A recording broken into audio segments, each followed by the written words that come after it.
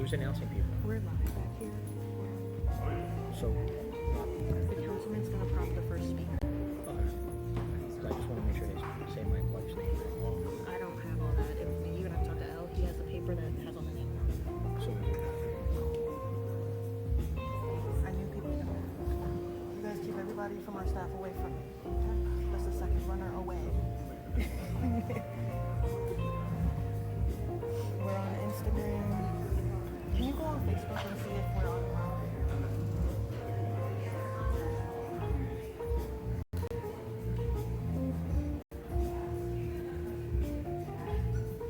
Is your laptop battery gonna last the entire stream? Okay. Yeah, I have a charger too. Okay. We should have a Strip under the table. yeah, a strip right under the table.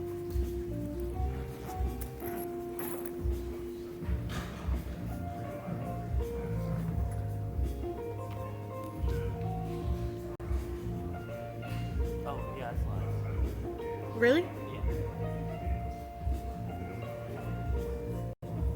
Can I see it? Yay!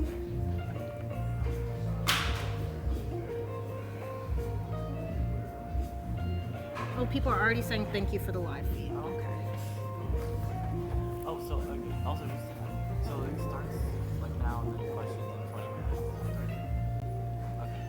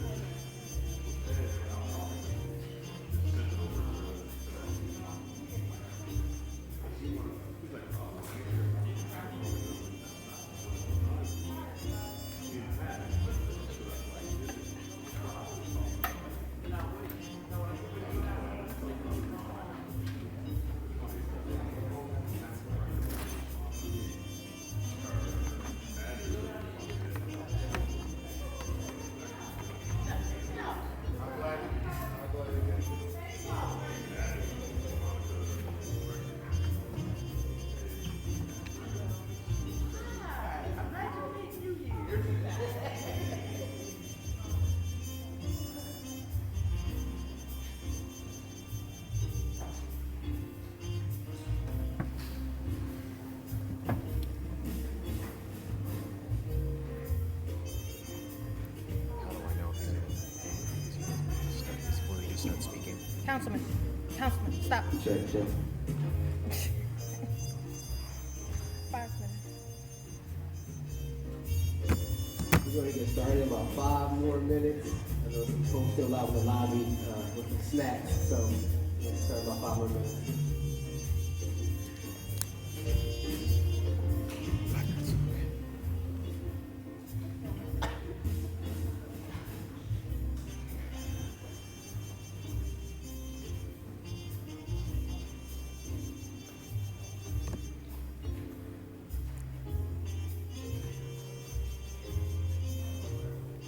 You pick this music? It's my Pandora station. Nice. It's neutral. Yeah. I mean, I didn't write it.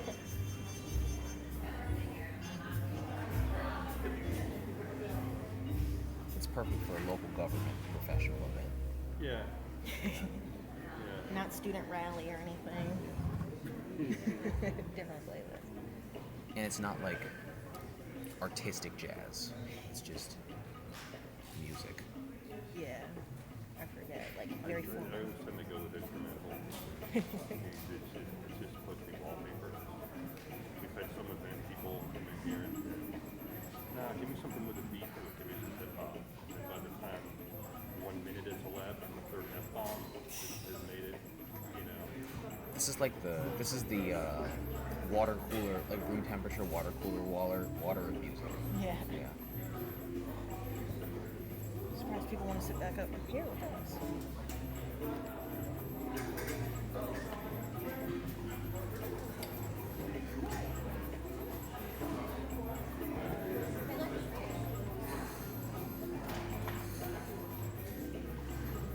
So the next time somebody walks up, I'm going to swap over to the Yeah. main camera. And that can be, you said 5 minutes, but I'm sure he won't know in 5 minutes. Yeah. I'll just swap over as soon as the first person, whichever person shows up first. Because Yeah. He's gonna be, the one in the gray suit's gonna be starting us off with the pink, and then the pink jacket. So the councilman's going to start us off on that. Yeah. Okay.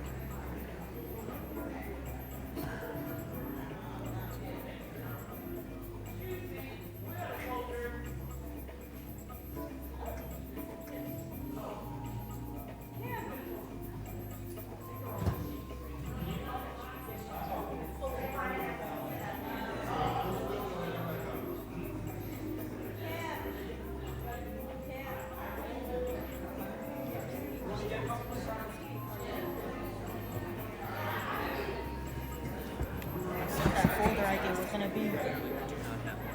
I told you that. I was telling Miss Tammy, I was like, I don't know why she told y'all to do that. That was crazy work.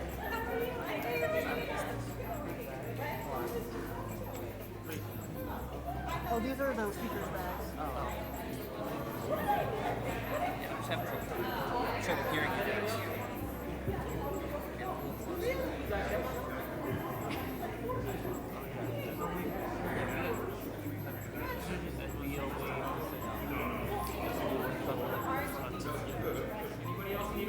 You said they only covered the front? Yeah. Can the crew Okay, have that's good, 'cause we didn't know, I didn't know how many seats were in here. Yeah. So there's more than 300. Just up down there. Yeah. Oh no, that's like that's about it. There's only two. Yeah, there's only two. The closest thing to a run show is in there. Oh no, we're doing for now. Yeah, they're doing my running for me. I need them. Yeah, they're gonna hate me. I got 3 interns just from me today. Well, the presentation is definitely mostly comms. I should have been in charge of it. No, I don't want to be in charge of it. I said we would live stream it. It's live and thank goodness. I usually like to do a rehearsal. Okay, switch it to the stage.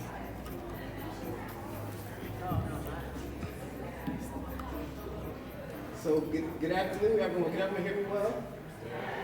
Great. A little nervous. My first time speaking in an auditorium. So this is Okay, good. That's But my name is Jeffery Young. I'm the councilman for the 5th Council District, and I welcome you all to our nonprofit growth workshop. That's what you want to call it, right? Because we want to make sure that you all have information that is necessary to be sustainable in this climate. You know, we're at 2 government budget impasses right now, and there is a lot of uncertainty going on in the city, in this country. So we want to be able to provide you with some information on just, you know, how to try to manage and survive during these types of times, making sure that your organization has the, I guess, the information to grow, right? Making sure your paperwork is straight. That's one thing that I used to tell a lot of my clients. In my former life, I represented, you know, some nonprofits and helped them incorporate and help provide general counsel. And one thing you have to make sure is that your paperwork is straight, because you are a business, essentially. And you want to make sure that you handle business properly to maintain, to be sustainable in this space. So we have some presenters today that are going to talk to you about, you know, different areas that can help you improve from legal compliance to you know, just resources in general. We want to make sure that you are equipped to handle the times of today. I definitely want to give a special shout out and thank you to Councilwoman Kendra Brooks for being here today. She has been a partner with me, for me, in everything that I've been doing in the City Council, a great supporter, a great big sister. And so, with no further ado, Councilwoman Kendra Brooks, please. Thank you so much, Councilmember. I am here to support a vision.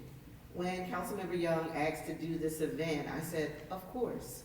Like, how do we best continue to build our communities and our neighborhood and our nonprofits, primarily in North Philadelphia, because we're kind of partial to North Philadelphia. I'm sorry if people from everywhere else but North Philadelphia folks always had to represent North Philadelphia folks. So when he asked me to do this, it's my honor to be able to come out and just to be a partner with him in this program. Because as he said, there are so many things that are happening right now, and we need to make sure that our nonprofits are stable and secure in this climate. So while you're here, please make sure that you network. So often, our nonprofits are pitted against each other towards funding. But the reality, we are all here doing the great work for our community, and the only way we can do it is together. So while you sit through these workshops and get this amazing information to grow and expand your business, make sure you're growing and expanding your network. I've seen so many organizations that my children had an opportunity to participate in, young people from my community had an opportunity to participate in, and some folks told me about amazing ideas that are on the horizon.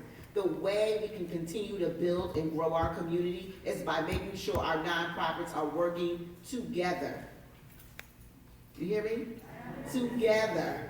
So as you build your business and expand your business, make sure you know the other organizations that are doing something or something similar or something that can enhance the impact that you want to bring to communities. So thank you so much for coming out. I'm pretty sure he's going to do a part 2 or something to this later on. So make sure you share this information with other individuals, because as we continue to work in our city, it's important that we have partners like you all to help us impact our young people in our communities. Thank you so much. Thank you, Councilmember. Like I said, you've always been supportive of what we're doing in our city. So just to go over some of the, I guess, logistics for today, we'll have 4 panels today that will touch on different topics. The first one being leadership and organization development. The second panel will be on funding and RFPs. The third panel will be on legal and compliance. And the final panel today talks more about financing, taxes, and accounting for your organization. And so with that, we're going to get started with our first panel. We are going to welcome to the stage Cynthia Figueroa from JEVS.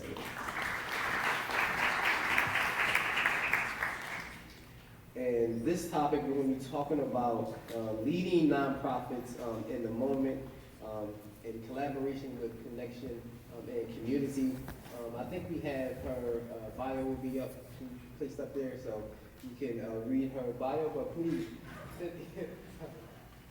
please come and join us for this first initial, we're gonna have a seat. And we're gonna have just discussion on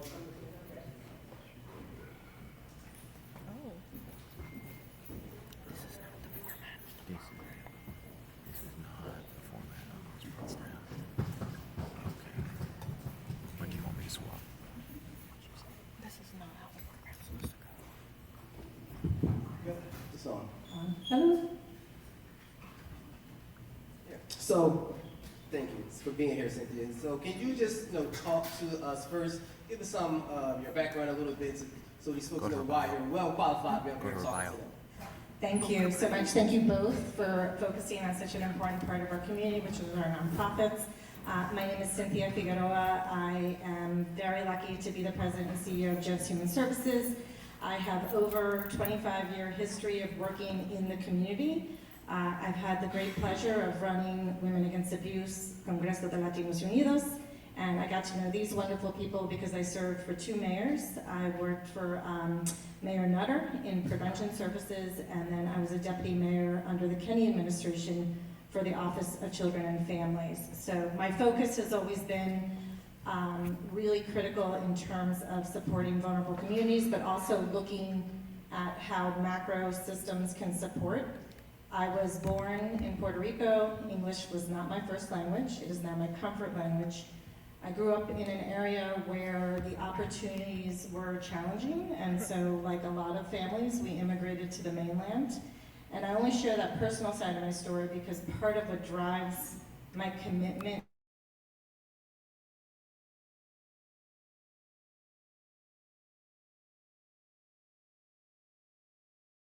So I fight every day to make sure the other families, individuals, and communities have access to the opportunities we had access to. Well, thank you for being a little personal with us today. That's very helpful. But the first question I have for you is, as a leader of an organization, what types of attributes do you say do you use on a daily basis that helps you, I guess, maintain your professionalism with some of your staff that you're leading, right? Because we have folks in here who are from some large organizations and some small organizations, but in any space, you have to be professional in order to maintain, in order to be a leader. So just tell us some of the things that you do. Thank you for that question. You know, one of the most critical things is that you've heard that response like fight or flight, like we're kind of driven. I've more recently heard somebody say you either respond between there's two emotions, love and fear. And so I definitely, particularly right now, there's so much chaos, disinformation, and stress that we're under, is that I spend a lot of time taking deep breaths and really thinking about what's the actual issue or question or frustration that's coming in front of me, and why is that occurring? What's the actual issue? What's the emotion behind the issue? And how do, we give grace right now? So there's a lot of stuff that's driving us to be reactive, and when you're the CEO, you are not the person who manages the good information. Every once in a while, you get the good stuff, right? You get a good announcement, you get a good story, you get a thank you, but generally you're putting out a lot of fires. You're trying to determine, like, am I paying this bill? Am I going after this grant? Or even a risk thing that might have happened in services. So I tried not to be responsive in my immediate reaction to how I feel. And then I tried to really think through, like, what are the issues in hand. I also would just say, for those of you who have smaller or larger, you probably have a team or a person or individuals that support you. So for me, it's using my network and using my team to keep me calm in the moments where I want to pull my hair out of my head. Thank you for that answer. Because I know in this space, it can be troubling not knowing when funding is going to come in, right? Particularly when you're dealing with the city government or some other agencies that take a long time to fund. So when you deal with that, when you have that type of issue, what are some things that you can advise to some nonprofit organizations to kind of stay afloat during that time where they're waiting for some type of funding stream to come in or something like that? Sure. So first, I'm going to put a plug. If everybody has a folder in front of them, there's a one-pager in your folder that talks about a group that we formed last January. It's called the Nonprofit Leaders Group. It doesn't cost anything. Anybody who works in a leadership position in a nonprofit is available to join this group. And what the group does is it looks at both federal, state, and local issues. We have expert speakers, including a number of city officials. 2 weeks ago, we had Council President Johnson. We've had the Secretary of Budget from the state. We've had the Secretary of Human Services from the state, really breaking down the information. We also have a federal lobbyist that provides a regular, ongoing overview of all this chaos that you're hearing that's happening at the federal government. So I would highly welcome you. It gives you instructions on how to join. You're more than welcome to join that group. And that group meets every other week. At first, when we started, we didn't think we were actually going to have that much material, but frankly, because of the chaos, there's almost always something to cover, particularly right now with the state budget impasse. I had a slide about how to manage the state budget crisis. We'll get to that in a second, but I just say, please, consider joining the group. Community is more important right now than everything. You heard Councilmember Brooks talk about working together. There is a design to the chaos that's happening from the federal level, and it's to separate us, and particularly communities and communities that serve vulnerable communities. So thank you for that. We do have a presentation. I just wanted to get my questions out the way first, because I know she has to run. But we'll let her get to her presentation now. So again, thank you so much for allowing me to switch the order up a little bit. Appreciate that. Keep me on my toes.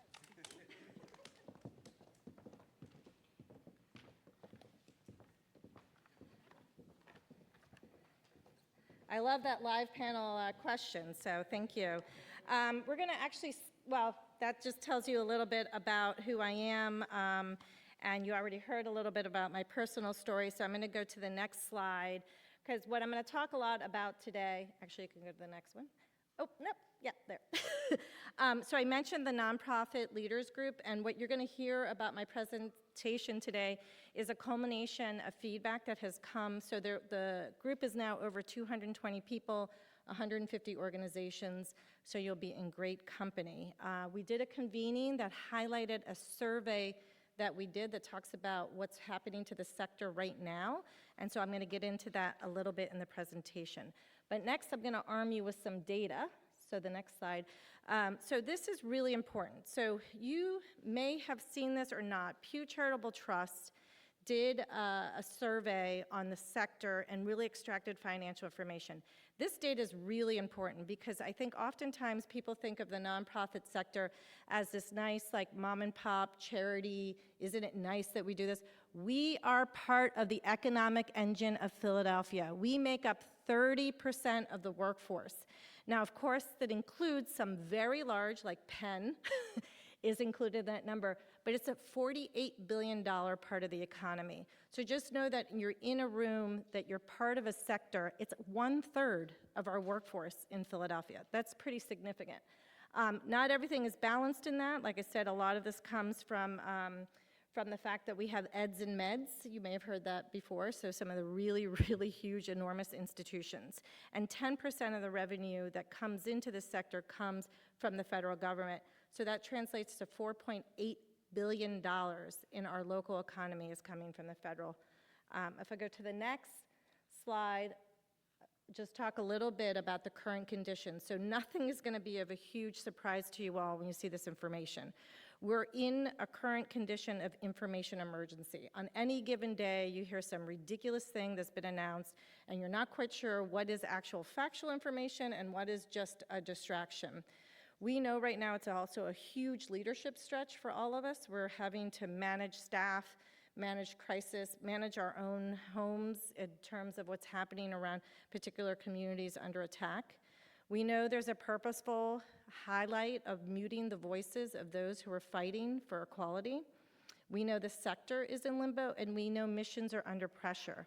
If you have a mission that has been to focus on a particular DEI community, you could feel directly under attack by the federal government. And that means that we're not operating in a space that feels great right now as a nonprofit sector. It also means, if we go to the next slide, that we're in financial limbo. You may know or experience this. There's been frozen, delayed payments, fracturing of resources. Right now, we're living through the compounding of that. We have a federal government shutdown, and we have a state budget impasse. On a given day, we can have a delay in payments and contracts, and now that's exacerbated by the current situation. I want to highlight at the bottom, I think folks are realizing that we also have to think about reinventing how we do things and how we're in partnerships or supportive with other entities. I'm going to talk about the nonprofit sector. So this is going to be like a nonprofit 101 as it relates to our financial experiences. And anybody in the room was around in a nonprofit in 2008? Yes. So I worked in the Nutter administration when that happened. That was the largest recession we had experienced. Huge cuts. So the purpose of walking through some of this information is not I think to bring us further down, but to recognize that we have been through challenges before, and there's a tremendous amount of resiliency in our ability to get through very difficult situations. Our challenges are enhanced by the history that we have experienced financially as organizations, and we also know that there's an opportunity for us to think of the future. I wanted to highlight 2009 because that was during the Obama era, and after the recession, there was a recognition by the presidential administration that there had to be investments in the sector, not just the nonprofit sector or the government sector, but the private sector. If you remember, the auto industry was bailed out during that time. What happened as a result? There was increased competition, and if we move to the next, we saw for the first time in 2016, go to the next, That's really where we started experiencing extreme polarization of our politics, right? So Trump, one, introduced the elements of communities be under attack, a lot of things coming out, but no action taken, a little bit different than we're experiencing now. The other thing that happened based on the investments that were made during the Obama administration is that in 2017, we had the largest growth of nonprofits. So even though we had seen some shrinking in the recession in 2017, we saw it grow. We go to the next slide. Everybody remember this year? You probably remember where you were on March 13th or March 14th of 2020 when we announced the closures of schools. I can vividly remember that. I was working in administration. And recognizing that at that time, if you think about the chaos that was happening, a lot of people have made parallels between our current federal crisis and COVID. The only thing that's similar is it was chaotic and uncertain. What is also completely dissimilar is that nonprofits during COVID were viewed as heroes. We were coming to the aid, and government was coming to the assistance, providing guidance. Now we have government causing chaos, and we're considered bad actors, depending on the kind of work that you do. So there's a real shift culturally in what's happening, and why local government, like our city council, our mayor, and our governor are so critical to Pennsylvania and our work that we do, because they're protecting our rights. We also knew there was an increase in DEI efforts. We know now that those are even further under attack, even what we experienced in 2020. And then going to the current period of time, we know that we're also facing the dynamics of the one big beautiful bill. So we had inflation. We have seen what the president said he was going to do and has been clearly laid out. We know that right now we're all living in 2025 where we have a federal budget impasse and a state budget impasse. So I'm going to jump now from this sort of concept of where we've been to assessing where we are now. And again, these are times that we've learned from, so we've learned to be resilient. So the nonprofit needs assessment was done really to assess what was happening in the sector right in the moment of time. And we did a rapid assessment of 600, you'll see, we'll go to the next one. 607 nonprofits were surveyed, which was really important because it wasn't just Philadelphia, it was the 5 surrounding areas. So I'm gonna present with you some, not all. I have this online so I can send it out through the council members so you have this. I saw some of you taking photos, so you don't have to keep everything. We'll get this to you. So we're gonna move to the first set of questions, which is, go to the next slide, is the impact of federal policy shifts that are happening. What's happening to your organization? Are there specific funding sources you're concerned about? And what's your organization's greatest concern right now? So if we go to the next slide, I don't think this is gonna come as shock to anybody. There was a 49% reporting that there was a delayed or disruption in public funding. In quotes, you see this comment of uncertainty is debilitating. The need is escalating, the concerns are living, and cuts are stifling. So it's almost like you're paralyzed by knowing what to do. You see this was back in April, which is higher now, 28% that funding was uncertainty and it had stalled decision-making, right? So you might be like, I wanna do this project, but I don't know if it's gonna get funded, or I can't even start because I haven't got my contract for my current year of work. So we know that that's been a challenge. So if we move to the next slide, when we ask folks to give context to their concerns about what's your organization's greatest concern right now, not surprising, people felt like they were already in a precarious situation because of the debt that they may have incurred during COVID. This perpetual uncertainty, it's hard to manage when you're not quite sure what you know to expect.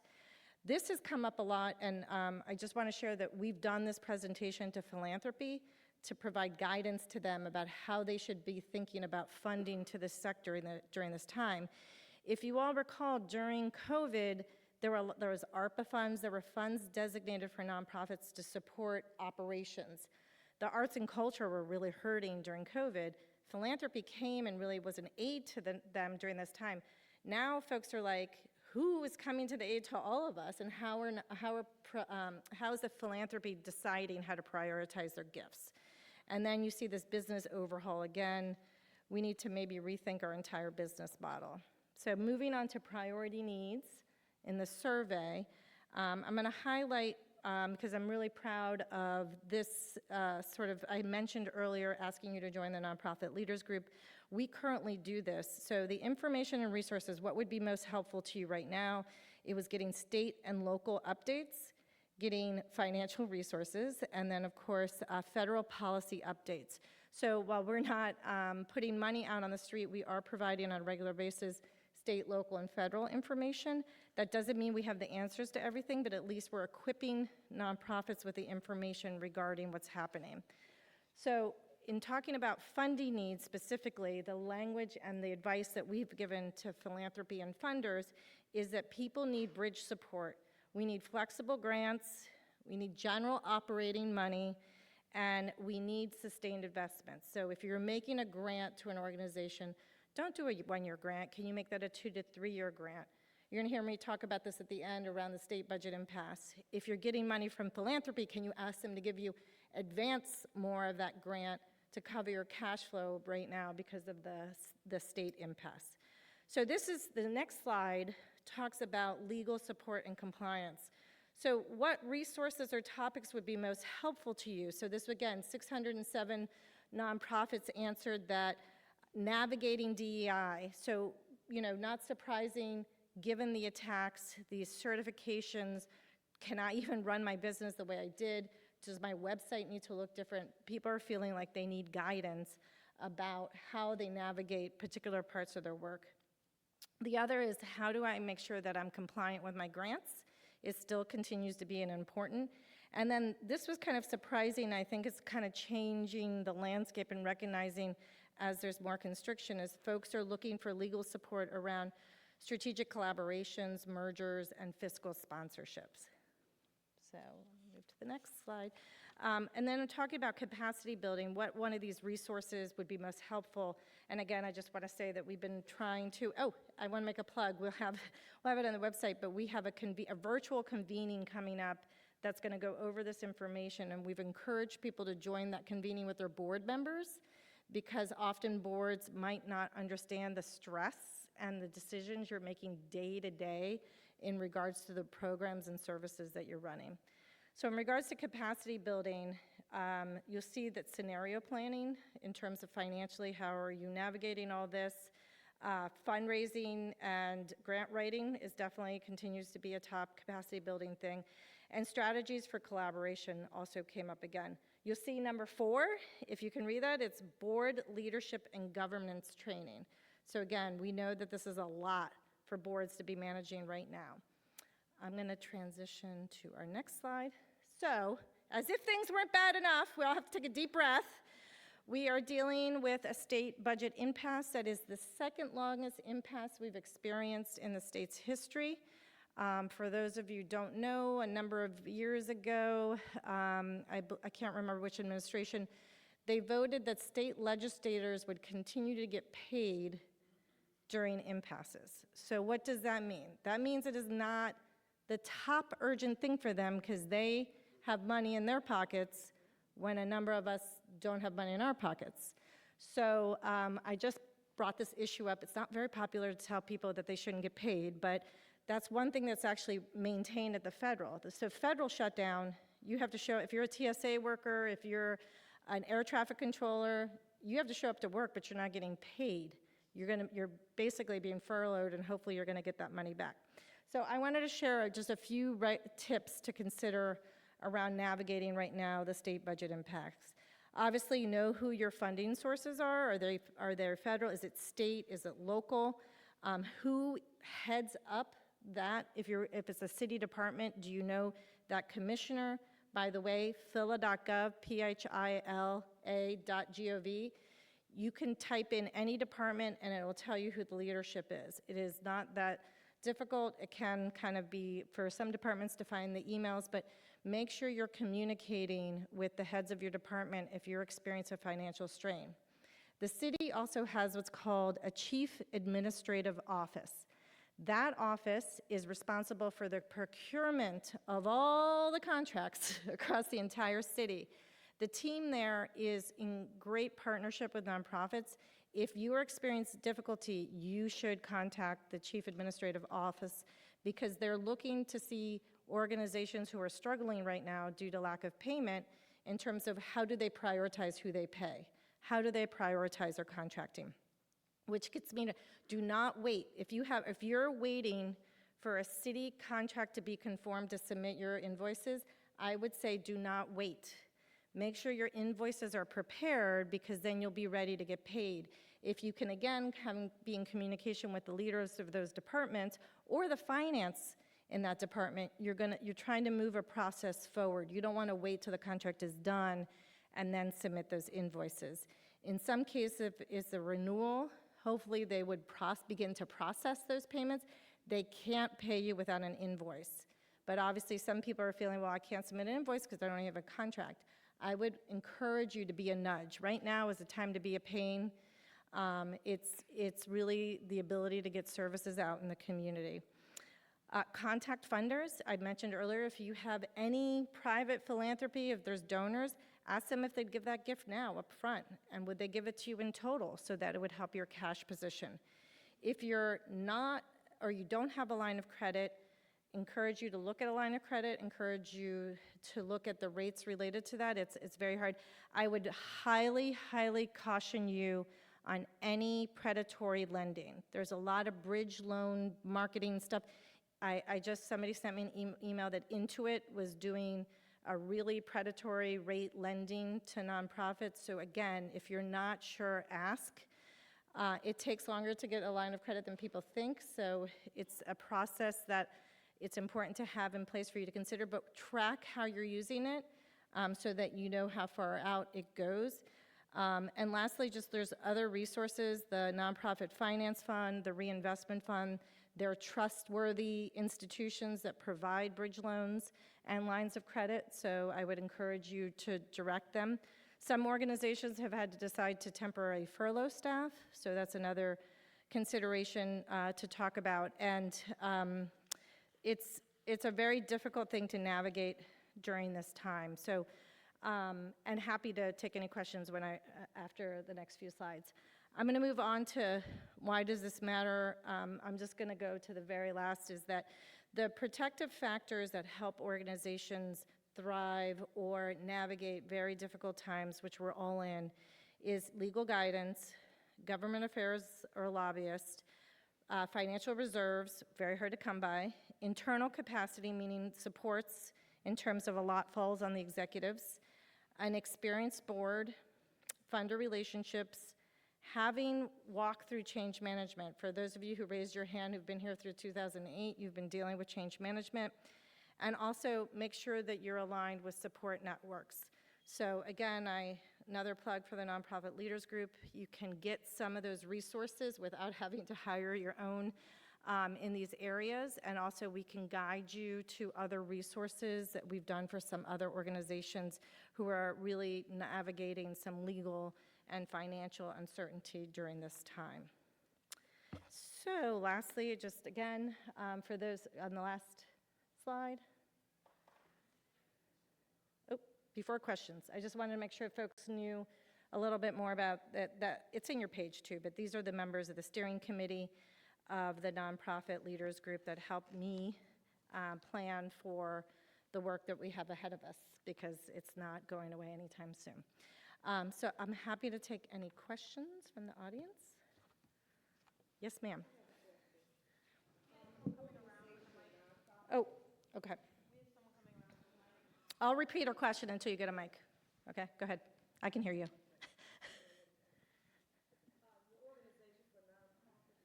Mm-hmm. Nonprofit Leaders Group. Do you help nonprofits also advocate and help change the process that the city does to reimburse its contractors? Because sometimes the city of Philadelphia takes 6 months to reimburse organizations. Now, I heard you say about getting a loan, a low-interest loan, but most nonprofits, especially when you start off, can't get a loan. Yeah. And when you get a contract with the city, I think is because their contractual obligation is to pay you within 6 months, 60 days, and they may take 6 months. So what does your organization do to help nonprofits advocate and fight to change the way the system is currently being operated? Right, so great question, and this has been a perennial issue. Anybody who gets paid from the city, I worked for the city, so I'm not going to pretend to hide from this question. So one of the things I said is that we meeting regularly with the Chief Administrative Office. They have a group that's trying to improve the timeline of that issue, but the Chief Administrative Office is really who needs to hear from you. So we actually, I think in a month or probably one of our next meetings, they're coming to our meeting. So they've used our meeting of providers to get feedback on the contracting process. The delay is generally making sure that the contract is in place, the invoices are correct, they get submitted. Sometimes if there's an issue, they send it back and there can be a delay. So what we try to do is advocate. We can't resolve everybody's problem, but anybody see the movie Fried Green Tomatoes? You know what I'm talking? So anyways, there's this scene where Kathy Bates is in the parking lot and this very young woman takes her parking space and Kathy Bates just rams her car. And the young girl's like, what? And she's like, I'm older and I have more insurance. So I feel like, don't quote me outside of this room, but I definitely feel like JEVS has some statute because we can push back. I've worked with some of the people at the city, so I feel like I'm older and have a little bit more insurance so that it can, fight for other people who can't, who might feel like it's a very, and I was big on this when I was in the administration, it's a very parentified relationship, right? They have all the control, you need the money, right? And somehow we can always be at fault. So trying to find ways to resolve the timeline, and certainly happy to, I have to run like right after I'm done, but my staff person Antoinette is in the back, raising her hand. Definitely can get your contact information and would be any way we can be supportive. I can't see very well, I'm like blinded. You and then you. I'm working on starting a transitional homeless shelter. So the question that I have is, can your organization give me help if I so order? So we don't help with the startup process. There's definitely like UAC as a fiscal sponsor, as well as Cultural Works. Like if you're interested in having a place where you could begin your business and grow from that, I can tell you from running housing, it's a very complicated process because the facility that you're looking at has to be licensed, and there's a whole host of certification things that you have to jump through. I would make sure that you schedule a meeting with the Office of Homeless Services in Philly because they really determine all the housing resources that are available. And then right behind you. Thank you. Yeah. Hi, my name is Christina Hassan, and I'm looking to start a nonprofit.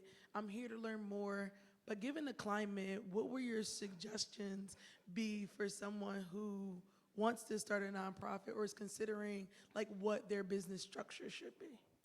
Yeah, I would say it's very hard right now. So if you have an interest, is there a way you can partner with an existing organization? Is there any organizations that you know that do similar work? And could you be a partner, be a program within that organization? So the term fiscal sponsorship is that, where you get a grant, but the sort of the HR, finance, and all that good stuff is handled by somebody else. UAC is a great Urban Affairs Coalition, I'm sorry for the acronyms, is a great institution to make that support happen. But it is not an easy climate. I would say there's a bit of a compression that's happening right now. You're welcome. I think, ooh, if I don't see your hand. Oh, I'm sorry. The young gentleman right there. Yeah, my name is Bishop Lewis. Okay. I'm Bishop Nash. I just want to know, I just happened to come in late, and sorry if you did go over this, I wasn't privy to that information. Small nonprofits that are struggling in the district, how do they obtain finance? I heard you mention predatory lending, so is there a website that we can go to that's struggling financially because we don't meet the 50 above threshold? So if you're trying to get to that place with sustainable income, if you have property, to renovate it, to turn it into affordable housing, it's so hard to get the finances. So we need to simplify and cut the red tape for the nonprofits to be able to do that. Agree. I mentioned some of these resources, but they also have some limitations in terms of size, but the nonprofit finance fund as well reinvestment fund, I would just offer, I don't know where they are, but to the council members who helped coordinate, happy to figure out if there's a virtual session that we do just around financial resources that could be available, so that better understanding, and also similar to what I mentioned here, fiscal sponsorship is sometimes a faster way to make sure that you don't have to carry the burden of that financial gap of waiting till you get paid. And it's been very beneficial to some smaller organizations is to have that support from an organization that can carry the financial burden, you know, that makes it almost near impossible to operate.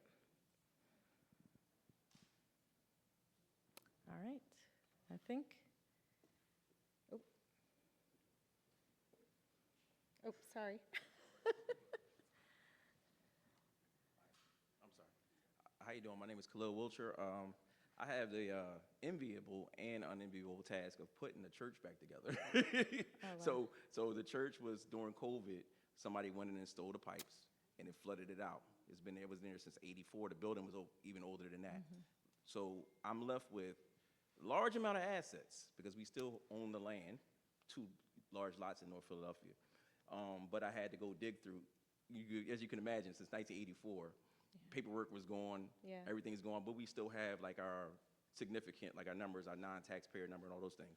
Are there any resources for what I'm gonna try to do, which is try to take those assets and monetize and then do community work and even maybe fund some of the nonprofits that are in this room and help out in that way, where we have like the stressed church funds or anything like that? They don't really exist anywhere. No, there is, I mean, there is through the city planning office, there is, but it's not associated directly with churches. But I would also recommend, because it's about an asset and a land asset, so for example, I know, I feel like I'm like playing pause, repeat, but uniquely, the reinvestment fund does a lot of building development and focused on folks who own their land and that property is being used towards the benefit of the community or towards educational issues. So happy to put you in contact with folks, because I think just even talking through what are options that are available, because you have a physical asset. It's very hard to translate a physical asset into cash. It might require sale portion of the there's a whole host, but laying out those ideas. And I'm also trying to give resources where you're not gonna pay for the advice, because there's a lot of people you can go to who will ask to consult with you on this matter with a percentage of that income coming back to them, right? So I think you want to go with entities that are not going to charge you as you get advice early on. Yep. Oh, okay. You're afraid you're going to take it for your karaoke. Thank you.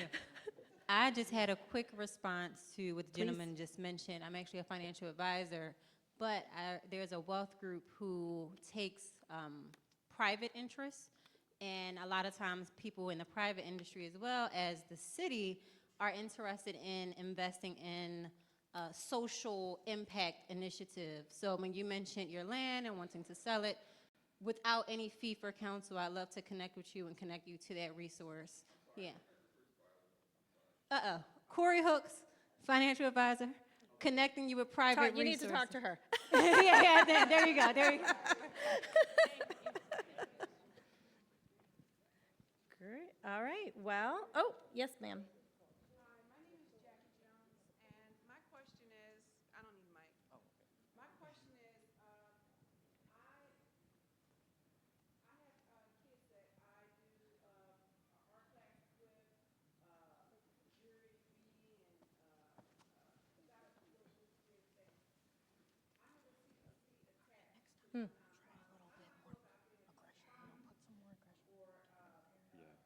Yeah, try to get there when you see it. Operate out of. Yeah. Now, did you say you were connected to a CDC? Gotcha. So, I mean, a CDC, because it's a community development corporation, deals so much with physical assets. I would go to the CDC first and ask them whether or not there would be something they'd be willing to work with you on in terms of finding space. I would say owning space is not always great because of the long-term sort of financial commitment you have to put into it. The question is, are they willing to support rent for the programming that you're operating, right? Or finding a suitable space. But if you're connected to a CDC already, I would use them as the very first place to go to. You're welcome. Thank you all. These were great questions, and I appreciate sharing a little bit. You have the information on the nonprofit leaders work. You guys are, everybody's doing amazing work. We're all doing a lot of very critical work. It's not a fun time to be running a nonprofit right now, but the community needs us more than ever. So just take a lot of deep breaths, connect, and thank you for listening.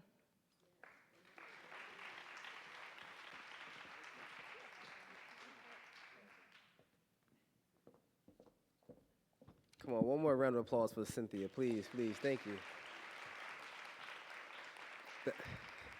That was some information that we all needed. Some information that I needed, I know for sure, as we are trying to figure out and navigate this space right now, and what policies look like.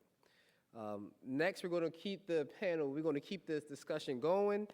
We are bringing up Shauna Crossley, Shauna Crossley from Rose Consulting. Shauna has over 20 years of experience in the fundraising space and knows what she's doing. So without further ado, please welcome to the stage Shauna Crossley.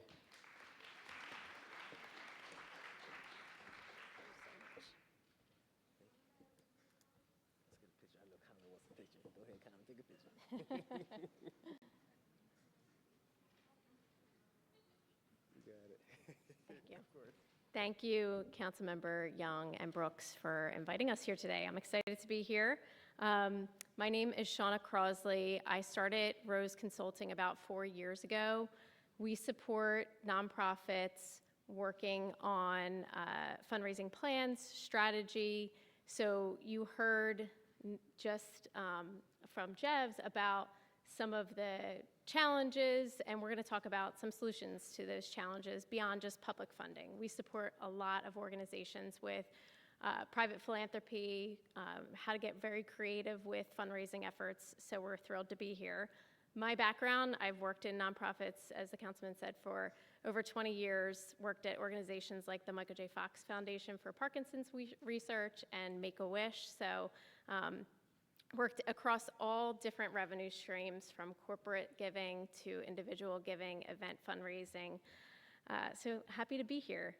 If everybody could take out your phone quickly, I have a QR code on the next slide. I just have 2 short quizzes to make this a little fun. So if you just scan the QR code, you don't have to use your email address. You can bypass and just hit guest and put your name. So the question is, if you received $1 million unrestricted gift, what would you do with it? Would you launch a new program, expand existing services, build your reserves or endowment, invest in staff and infrastructure? I see some people, we have one response, investing in staff, that's important.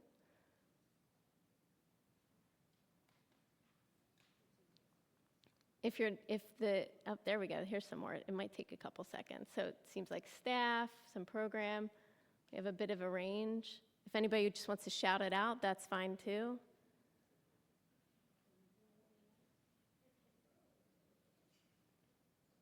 Yeah, so it seems like a pretty significant range. I know we have a variation of nonprofits in the room, so we're going to talk about all of these different areas to support, but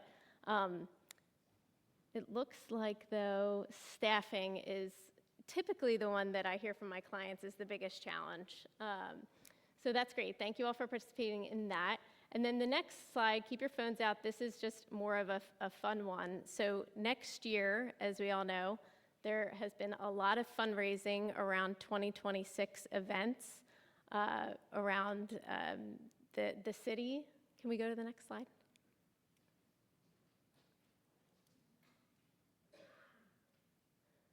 So if you scan this, I want to know what you're excited about for next year. The World Cup coming to Philadelphia, the All-Star Game, America 250, or some of the cultural exhibits. All of these needed significant money to raise, right? So Fundraising, there's a lot of nonprofits that exist to support these efforts. We've been involved with some of them. It's a really exciting time for the city, and we think that this is really going to uplift all organizations. So get creative around how you can participate and how you get your organization out there.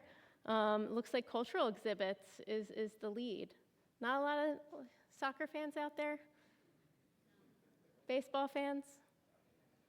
All right, well, thanks for participating in that. I hope that you're able to get out there and enjoy some of it next year. We've been involved, like I said, with a few, and it's fun to see the city on the global stage in the spotlight, and we were able to do a lot of this because of the resources provided by public and private organizations.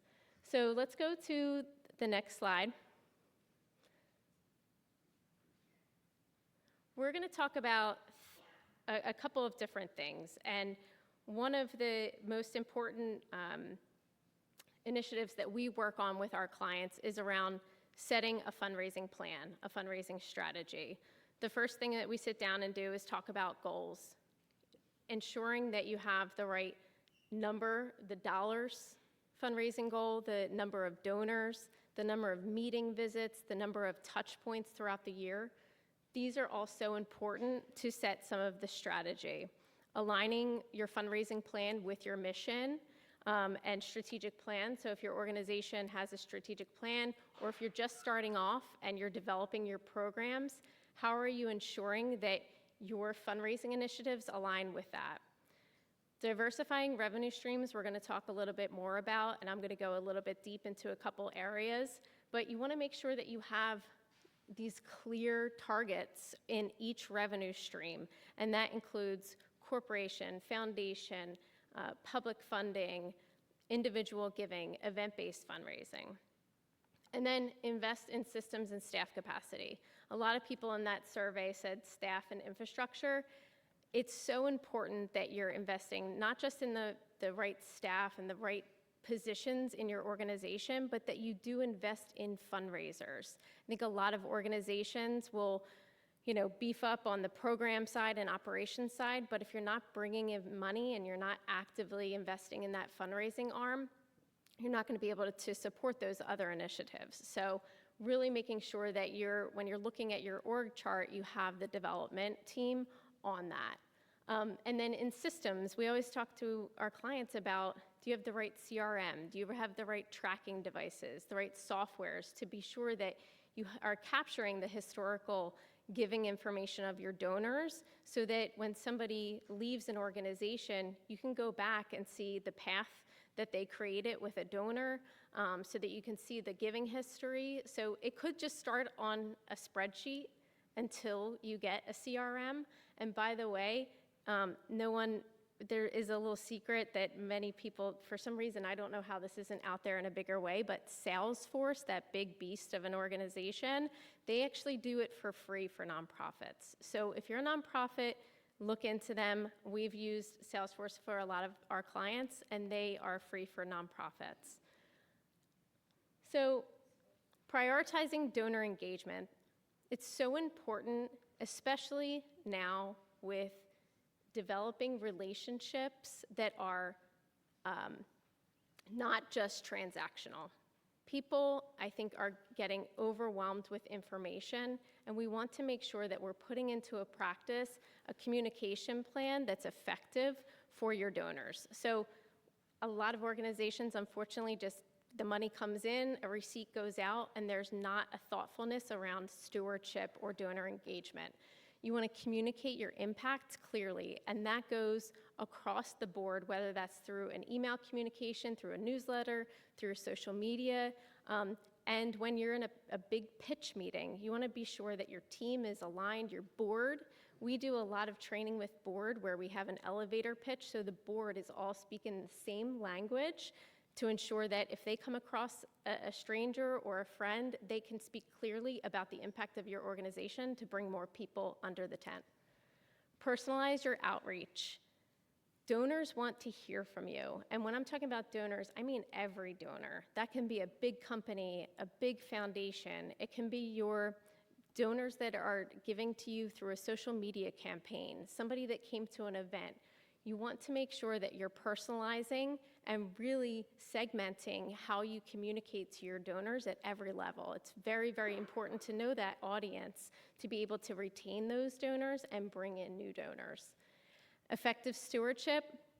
Creating stewardship plans is so critical. We talk about this all the time, looking at your calendar year and seeing how often you are getting in touch with those donors, making sure that every time an acknowledgement letter is going out the door, that you're writing a personalized message, and that the CEO or the head of your organization every week is doing that. We encourage everybody to really, really create a specific plan, and that you follow that plan and you work with your team to do that. Because the amount of times we go to organizations where they have hundreds of donors that are lapsed by 2 years or 3 years, and the only reason is because they weren't being communicated with. So the stewardship plan is really, really important for that donor engagement. So all of these really will drive the donor retention and keep loyal donors coming back for more. These small touch points, picking up the phone, having board members call, write thank you notes, all of those things. Next slide. So diversifying fundraising.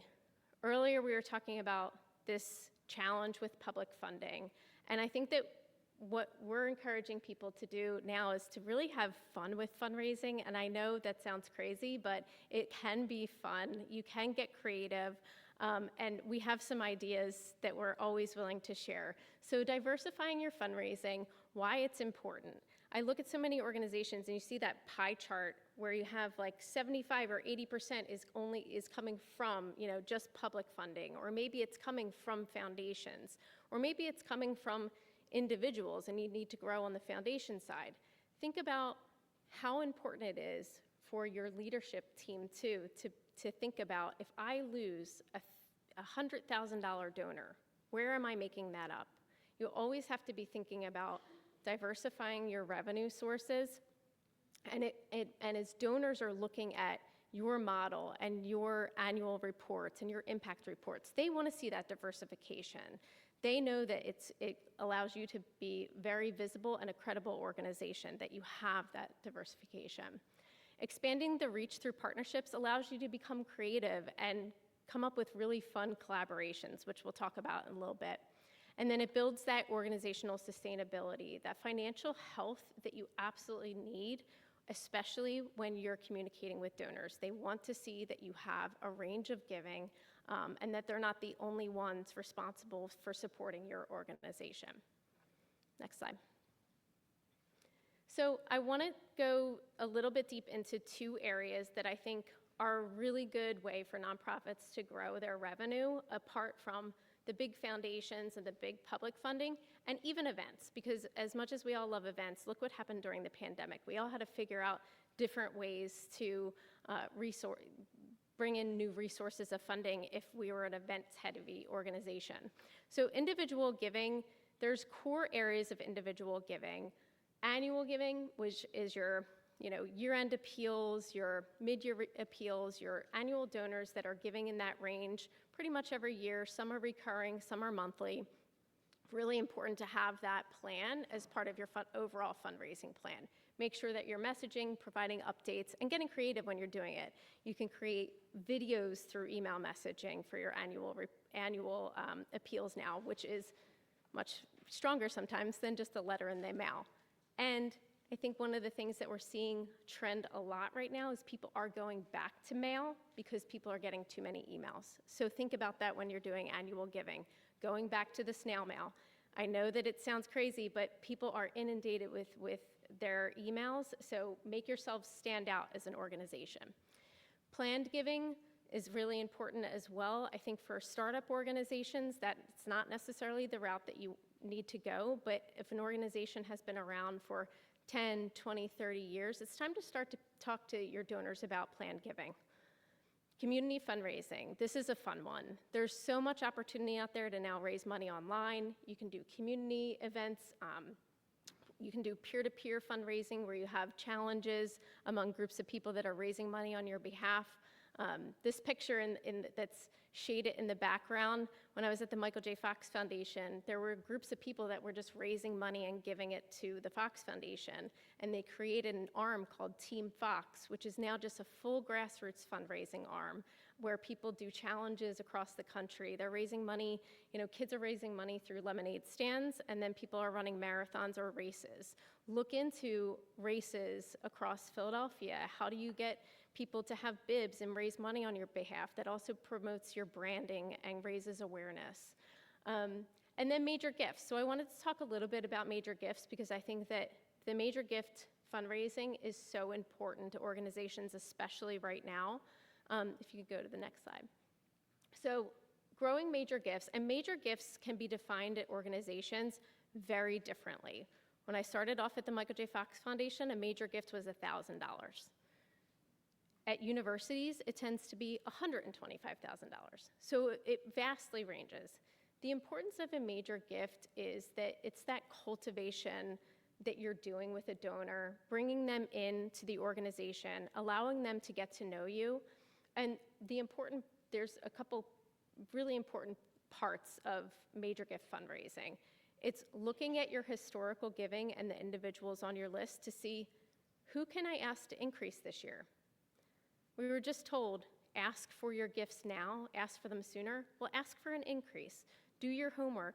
Look at other organizations that they are a part of and where they're giving to other organizations and the amounts. There's tools out there to be able to do that.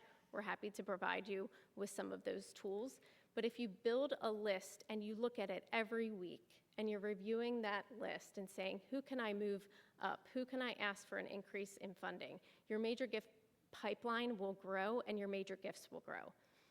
New giving, new donors will come in a variety of ways. I always encourage organizations to engage with your board and engage with your existing major donors to introduce you to others.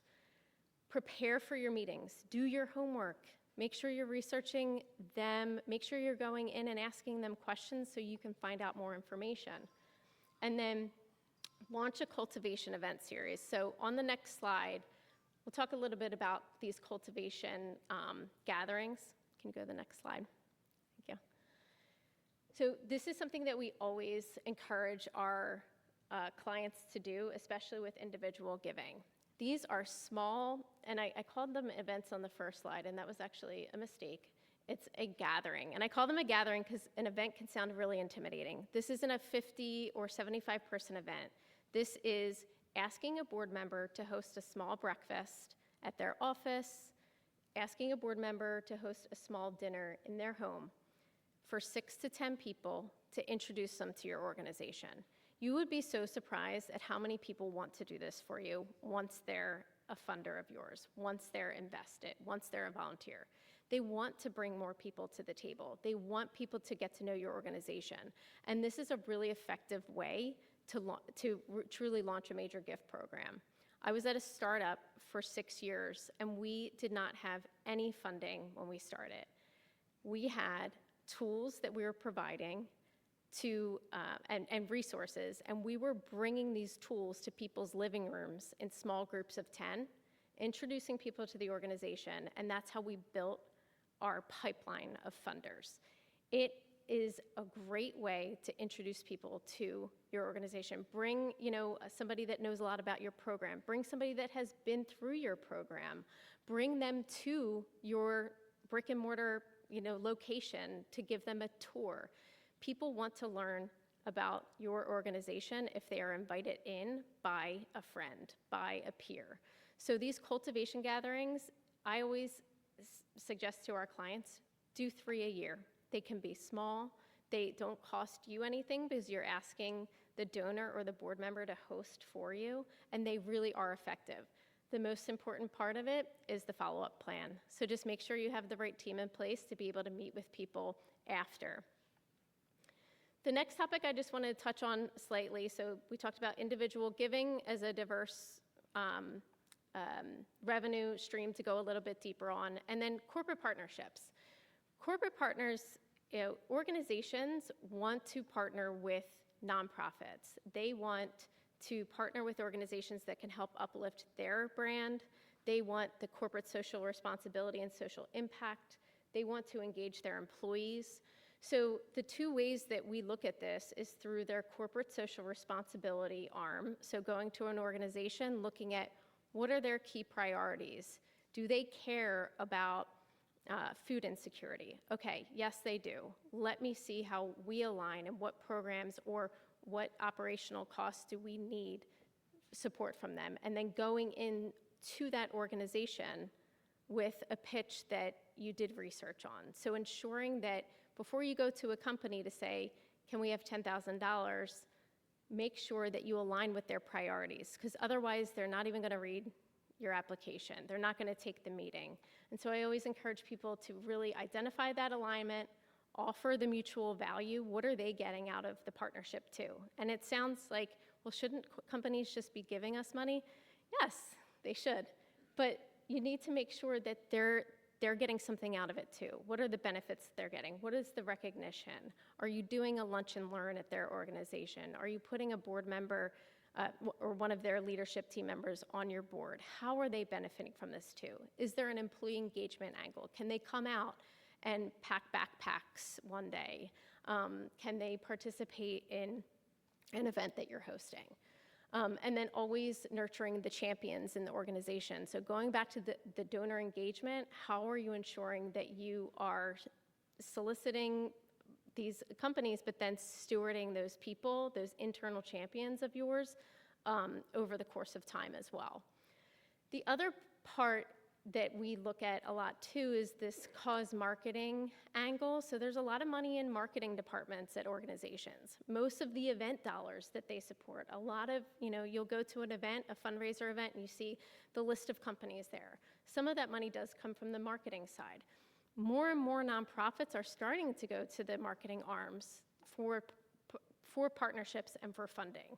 And it really does unlock a new source of revenue that nonprofits don't typically know is there. So if you go to the next slide, there's two initiatives that we helped support that were through the cause marketing. And these can be small. This can be going to your local grocery store and doing an in-store campaign for a month for your organization. We've all been asked at the register, do you want to round up? Do you want to donate $1? And it used to be like at Wawa where you would write your name and see everybody's name for $1. That's what this is. And I think people forget, or they think it has to be really big. It can be with local organizations. So no matter how small you are, think creatively. Think about your brand and what might align with a brand in your neighborhood or in the community. We worked with Project Sunshine, which is a national organization. They provide activity kits for children that are sick in the hospital to 450 hospitals across the country. They do incredible work, but they really needed a boost. They needed a branding boost. They needed a company to partner with.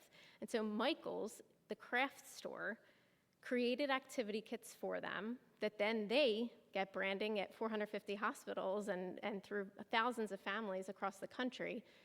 And additionally, we worked on a partnership with them where they did a roundup at the register during the months of July and September and resulted in a 6-figure donation to the organization. So thinking creatively around corporate partners, it just doesn't always have to be through the corporate social responsibility arm. It can be through those marketing arms. And like I said, these brands, these big brands want to partner with brands. And the small brands locally want to partner with organizations that are doing good work in their community, that their customers can look at and associate them with that organization, and they're doing good. So just remember that. These companies, a lot of them, they need great PR, they need great branding, they need a boost, and your nonprofits can help them do that.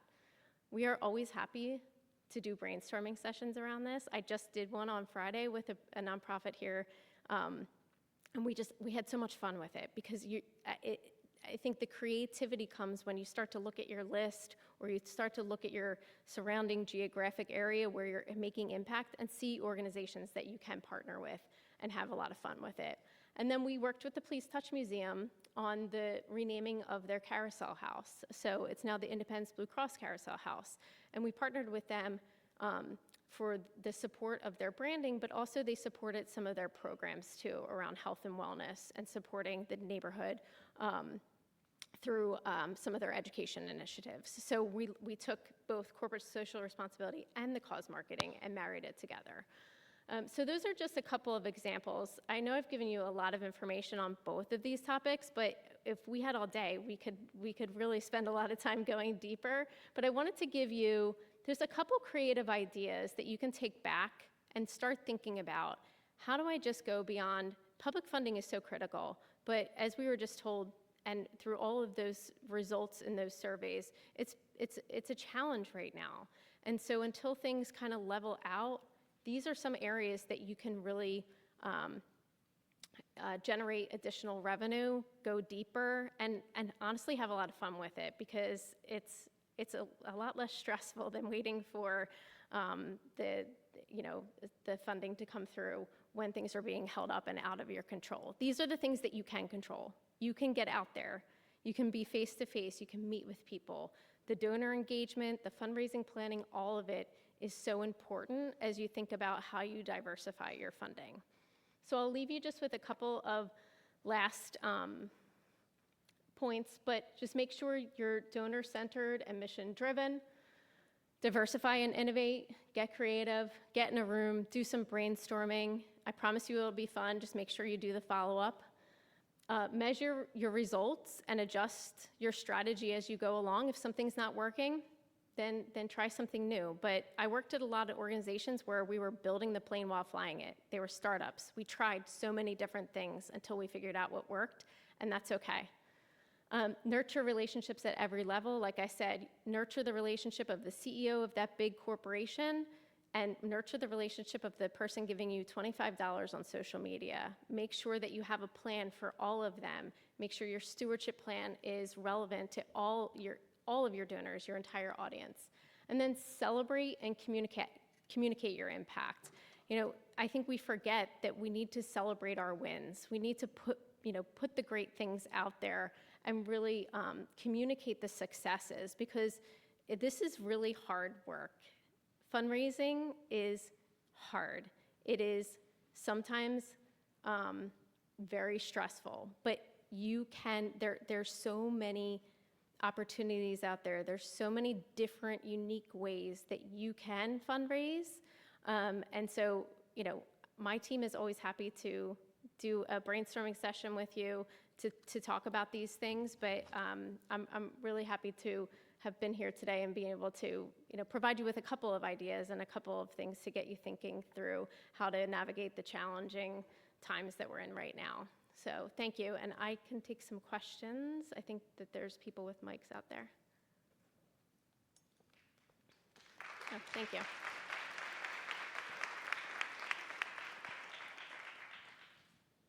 Thank you. That was amazing for me. I really appreciate that. I got a lot of really good ideas from some of the things that you said. But what I wanted to ask was, some of the corporations for the corporate responsibility and some of things like that, what do you find are some of the risk tolerance that some of the larger giving organizations, corporations, Michaels, what is their tolerance for working with smaller nonprofits? I think, as I've learned in this nonprofit landscape, it's very easy to give money to CHOP. It's very easy to give money to a major, cancer society or blood or autism or something. But what if you're a small nonprofit serving an underserved community in Southwest Philadelphia where people don't really know? Is this money going to be used in a way that we want it, our name aligned with it? Because I find that some of the challenges, quality work, quality, audits, quality use of the funds that we've received, but just a little, folks will ask me straight up, like, are you guys in the news? Do you have any, as Cynthia said, a lot of nonprofits, particularly small and even in my instance, Black-led, there's a wonder, like, is this money really being used for what we're giving? And so I was just wondering, from your perspective, what is the tolerance level realistically? Yeah, I mean, I would say, so two things. One, I think you as an organization, making sure that you have all of those answers to questions that they would ask and the poke and prod, right? So have it very, I would provide that information up front and be able to answer those questions. The second is, the big companies, they want to normally work with some of those bigger brands. I think going to more local organizations, there's a lot of startup organizations here in Philadelphia coming out of University of Pennsylvania, coming out of Drexel University. Go to some of the startups that don't have a plan in place already of what they want to do and try to partner with them so that you can partner together and have a social impact initiative. But I wouldn't sell yourself short and not try to go to some of those bigger organizations, because you can learn a lot from them and they can learn a lot from you too. And you don't know who knows who. Try to make the connections. So I would say, the big ones are always going to be hardest to get into. They're always going to have the red tape and the barriers and, the challenges getting in. But I encourage you to go after them. Now, a lot of them will have,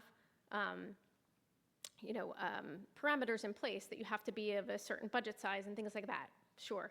But I would say come up with a creative plan to go to them with, because I think part of the challenge that a lot of nonprofits have going to companies is that they go and they just want to talk about their organization the whole time. Here's what we do, here's what we do, here's what we've done. I go to them with, here's where we think we could partner with you. Here's how you can help us, and here's how we can help you. But I think that the tolerance is pretty high for the big companies. So like a Michaels, they're a national organization. And I would say that the funding is also, it's like this, right? We're seeing budgets shrink because of uncertainty. We're seeing, the implications of the tariffs. So a lot of corporate giving is changing too. But they always have buckets of marketing. So even if it's the way that we also try to encourage nonprofits to partner with companies is if through an initial event sponsorship to get them in the door, get them to recognize you as an organization. And it can be a smaller level sponsorship to start. But I think I always say just go for it, but go in with a plan. I mean, the worst that can happen is they say no. So I think, think big, but also do your homework on some of these budding organizations here, because, and I won't name them, but think about, there's a lot of, I will name one. So look at Insomnia Cookies started here. They're now becoming a national organization. They want to be on every college campus, right? So think about the organizations, nonprofits that are supporting career readiness and trying to get people into college, or supporting, recruitment from a college. You have to think about where did these, B2C companies want to be, and how can you help them, and how can you help with their branding? So I'm happy to sit down with you and talk through some of this, because I love working on the corporate partnerships. It's fun. Yeah. So you mentioned a couple of, thank you. Tools, resources, databases, maybe a platform to be able to search for potential donors, who they fund, what causes they fund. Yes. And you said you could make those available, but even if you could just name a couple of them. We use iWave. iWave. It's lowercase I, capital W-A-V-E. There's another one called, I think it's just called Donor Search. But we use iWave. We think it's a really good tool. I think with any of those wealth screenings or softwares that provide that information, you have to take it surface level, right? It's just an indicator often of somebody's, it'll have somebody's, it'll base their capacity off of real estate, which it's not always helpful. That doesn't mean somebody has, disposable income. So you have to look at it to see really what their inclination is, their capacity. So these tools, you can put people's information in, it will process it in a way based on the additional information you provide. So if you are a theater, you can put, I want to see organizations that they supported that are theaters. that are arts and culture institutions. And you can set it in ways to see, the range of giving.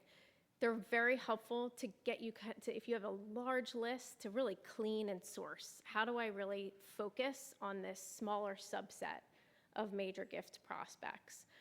So we use iWave all the time. I'm happy to talk to you about that. We do like it as a software tool. And then just regular research. The thing that doesn't pop up in iWave or any of those tools are donor advised funds. So if somebody has a donor advised fund and they're giving through that, you can't find that. So that's the only kind of hiccup that they haven't figured out yet. Hi. Can you hear me? Oh, I'm over yes, here. sorry. It's so hard to see here. No I have, worries. the sun in me. I had a question regarding the cultivation gatherings. Yeah. And so I heard you mention that somebody should host that on your behalf. If you have a brick and mortar, do you recommend us doing it ourselves and inviting Yeah. donors, and they can invite somebody with them? And do you assist with that also? Yes. So if you have a brick and mortar, there's no better place to do a cultivation event than your location. I would ask a board member or a donor to underwrite the additional costs. So if you're having, a little cocktail reception or a breakfast, I would ask them to underwrite the costs. I would also, we always encourage people to pair people too. So 2 board members host it together, but what you want to be upfront about when asking somebody to host, even though it's at our location, we want you to provide the list. We want you to invite your peers and your friends and your family, because what you don't want to run into is you end up having to do all the work on the invitations. You could still do a donor event with your list. Let's say you want to bring back lapsed donors, people that haven't given in 2 or 3 years.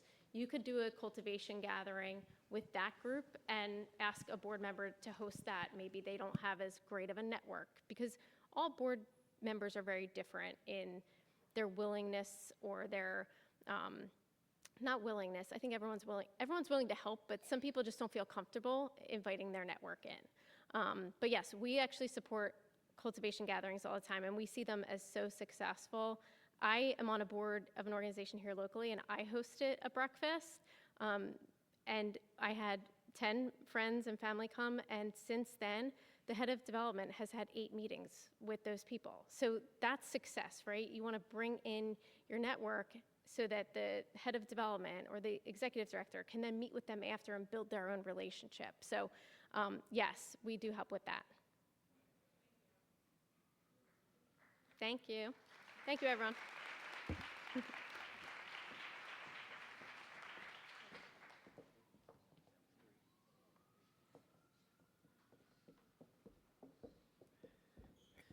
I hope we know how to get some money now, right?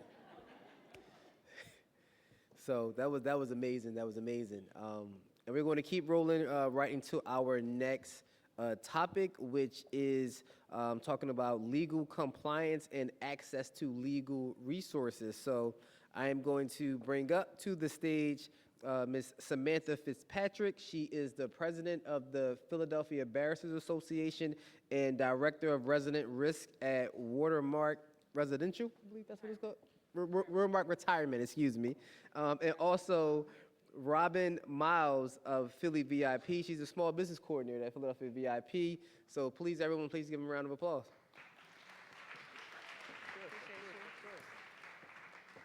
All right, good afternoon, everyone. We recognize that it is the lunch hour, and so you might be a little antsy, and that's okay.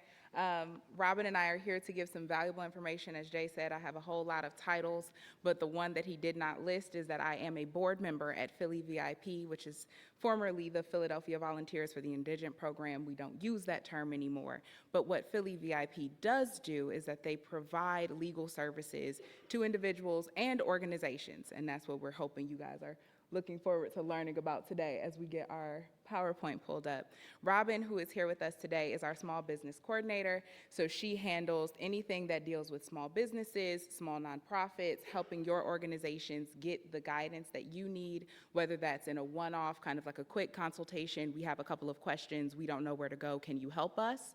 Or if it's something that's a little more involved, if you need a longer term representation, reviewing documents, or representing you in some other kind of proceeding. There we go. All right, Robin, you want to talk? introduce yourself to the people. Sure. So as Samantha mentioned, my name's Robin Miles. I'm the Small Business Coordinator at Philly VIP, and I'm the person that you would interact with if you ever applied to Philly VIP for legal services. So really excited to be here today. Thank you. All right. Now, as is the case, I know that Jay said that we're going to talk about legal issues, but there are quite a few of you in here and even some of you online. We cannot hear everyone's case, so disclaimer, none of this information that we are sharing with you should be considered legal advice. This is just guidance on how to get some legal advice. So please do not take anything that I say today and say, I heard from the lawyer that this is, because you did not hear from the lawyer that this is. What you heard from the lawyer is that you should go find a lawyer. That's what I said. All right, so small business facts, right? In Philadelphia, we recognize that about 57,000 Philadelphia residents report working for or in some other way being either self-employed or working for their own incorporated or unincorporated business. We recognize that immigrants also represent 15% of Philadelphia residents, but make up a third of all of the entrepreneurs. So we know that the people with the least resources are the ones out here trying to make it from the ground up, trying to build it and create it. Philly VIP, just in 2024, represented 360 small enterprises, 71% of which were represented by either people of color, 64% by women, and 80-some-odd% were minority-owned overall. So Philly VIP has the experience in working with minority populations, and ultimately that is why they make sure that the president of the Barristers Association or someone who understands what it's like to be a person of color living in this city, operating in this city, is always involved not just in the day-to-day management of the cases, but also is present on the board to represent all of our clients' interests. All right, so why do legal issues matter? Why should you think about them now? You should think about them at every level, right? So whether you are just now starting, just putting your ideas together, just trying to figure out how to do it, thinking about what it would look like, it always matters because it's key to leveling the playing field. For a long time, there's been a lot of information that was out there that was available to other people that may not have been available to us, depending on where we're coming from. Even our background, I'm a lawyer, but I can tell you all of my schooling, all of that money that went into my education, I do not know everything, and there's a whole lot of information that wasn't necessarily hidden from me, it just hasn't been available. So it's important to think about all of your concerns so that you're able to address them early and to be prepared. We recognize that minority-owned organizations, you have all these systemic barriers, right? But if you don't have a strong legal basis, those multiply, because as soon as something comes up, as soon as someone says, well, hey, do you have this document? Hey, did you get this filed? And you start pulling back the layers of the onion, you realize that actually you had a problem a very long time ago that you hadn't addressed because you didn't know it was a problem. So being prepared helps us avoid problems in the future. It avoids, like I just said, costly setbacks, right? So as soon as the lawsuit comes and you find out that this one thing is a problem, it actually shows that there were a whole lot of other issues that maybe were too far gone to rectify neatly, and that can lead to a much longer representation that would be even more costly for the organization, and we don't want to see that. And it also means that you're able, just as we were just talking about fundraising and things like that, it means that you're able to stand flatly in front of your funders and say, hey, we are doing everything that we know to do. We're taking all of the steps. These are the things that we have in place. These are the things that we don't have in place. And when someone asks you about something that you haven't heard about, you go, oh, you know, we don't have that yet, but you could help us get it. And now you're ready because you know that I know that I've done all of these things to prepare, and now you've presented new information and I'm ready for that pivot. So it's very important to be prepared for all of these things. I'm not going to read all these slides to y'all because y'all can read. But that's that for this one. All right, so Philly VIP. Is this you, Robin? This is me. Oh, sorry. Okay. Right in my mouth. So I wanted to provide a little bit of information about our organization. We are a nonprofit, and we provide free legal services to small businesses and to nonprofits. So there's no catch to it. It's a pretty amazing organization. And it's been around we're going to be celebrating our 45th anniversary next year. So it was founded in 1981. Oh, sorry, I'm sorry, I apologize. So yeah, we're about 45 years old. And we were started as part of the Philadelphia Bar Association when it was recognized that there was a real need for free legal support for small businesses and nonprofits in Philadelphia, because they really help to build the dynamic economic situation in Philadelphia. And so I wanted to talk a little bit about who our volunteers are.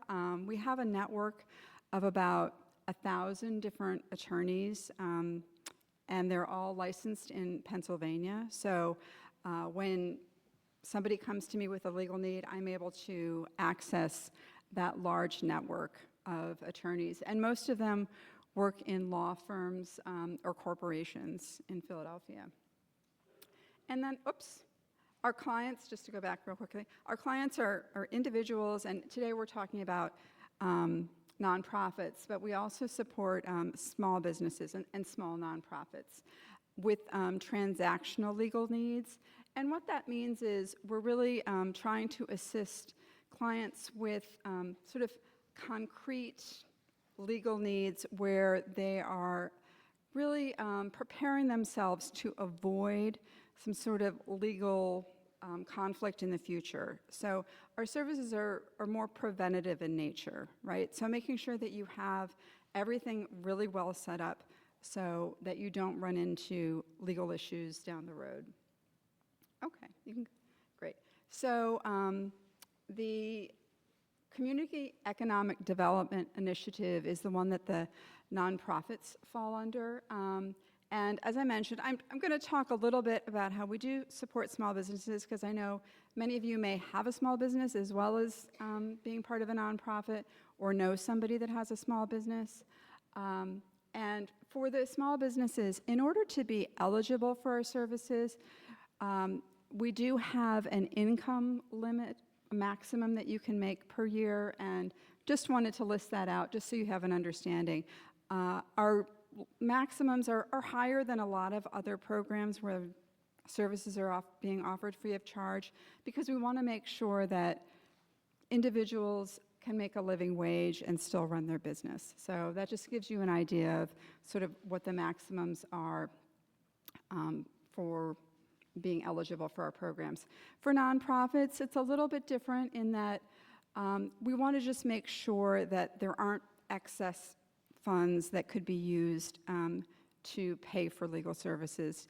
Our volunteers, like the word says, are volunteering their time. So just want to make sure that we're providing support to small nonprofits that couldn't otherwise afford legal services. And then for both of them, the organizations, either small businesses or nonprofits, need to be servicing Philadelphia residents.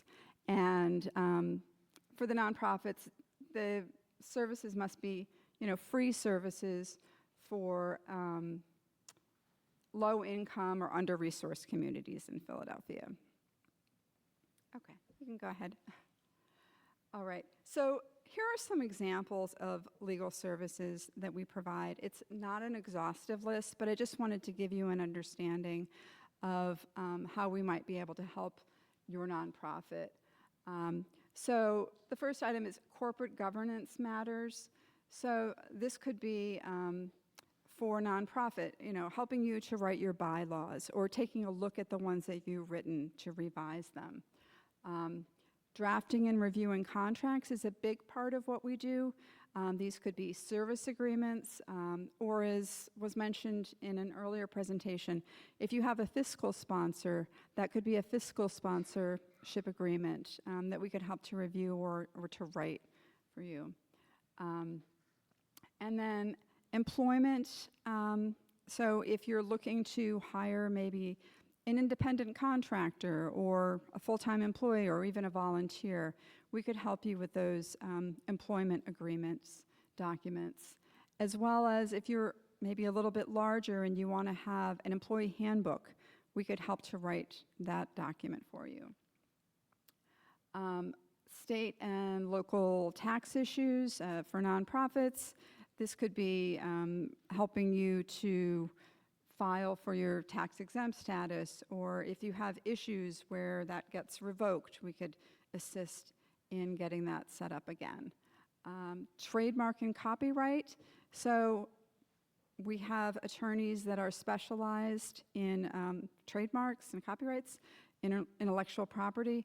They could assist with your application to trademark your name or your logo. So that would be a way that they could assist. Real estate issues, if you're looking to buy the place that you're working out of, they could assist with that, looking over all the real estate documents. And commercial lease review, this is a really important one. And this really speaks to avoiding issues down the line. So we have volunteer attorneys that can look over the lease before you sign it. One of the issues we've seen in the past is if you sign a lease and the property's not zoned for commercial business, or then you run into a real issue because you wouldn't be able to operate your business, but you'd still be responsible for the monthly rent. So this is a great example of how you can just avoid issues down the line. And then we also help with landlord-tenant issues, and as I mentioned before, if you're applying to be a nonprofit. Okay, you can go to the next one.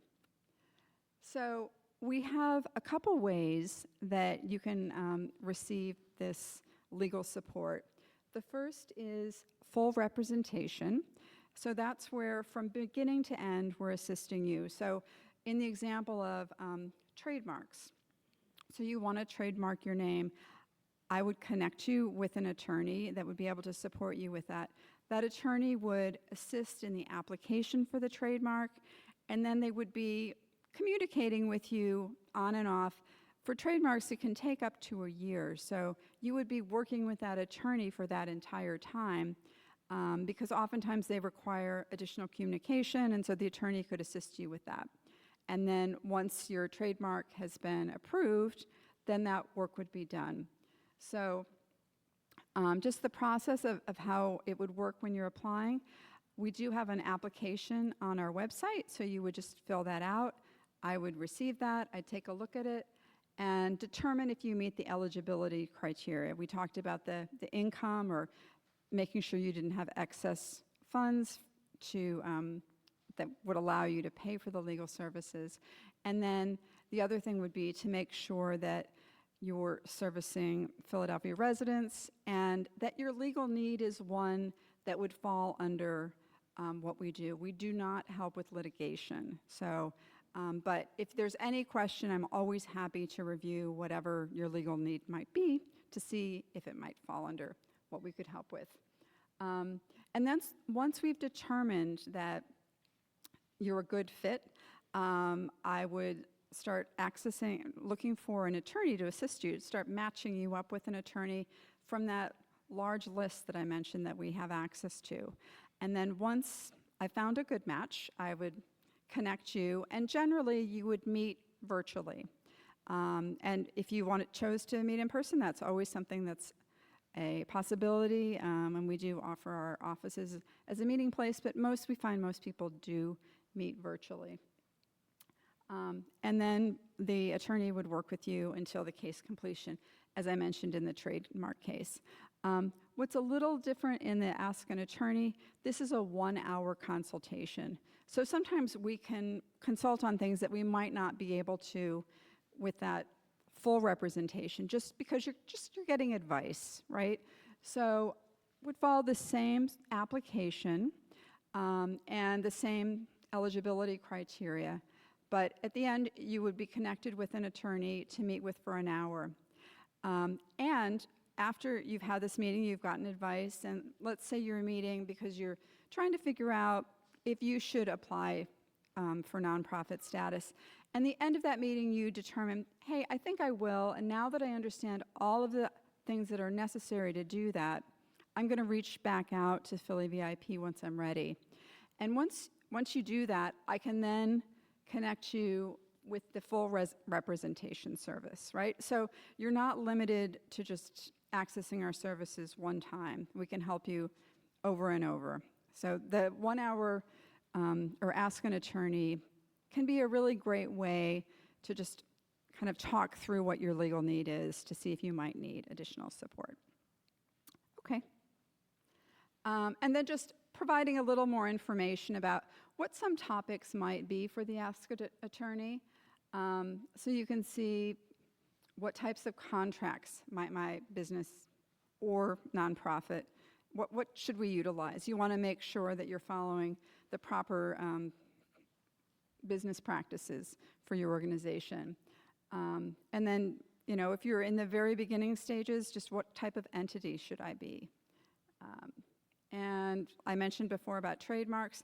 Oftentimes we find that this starts with a consultation, just checking to see if this is a good idea for your organization.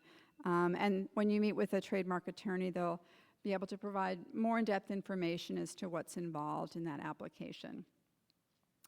And I mentioned before about the commercial lease and you know, what legal considerations should I take before onboarding an employee. So these are all, again, you know, the list could be much, much, much longer, but just to give you an idea of the type of questions that we could assist with.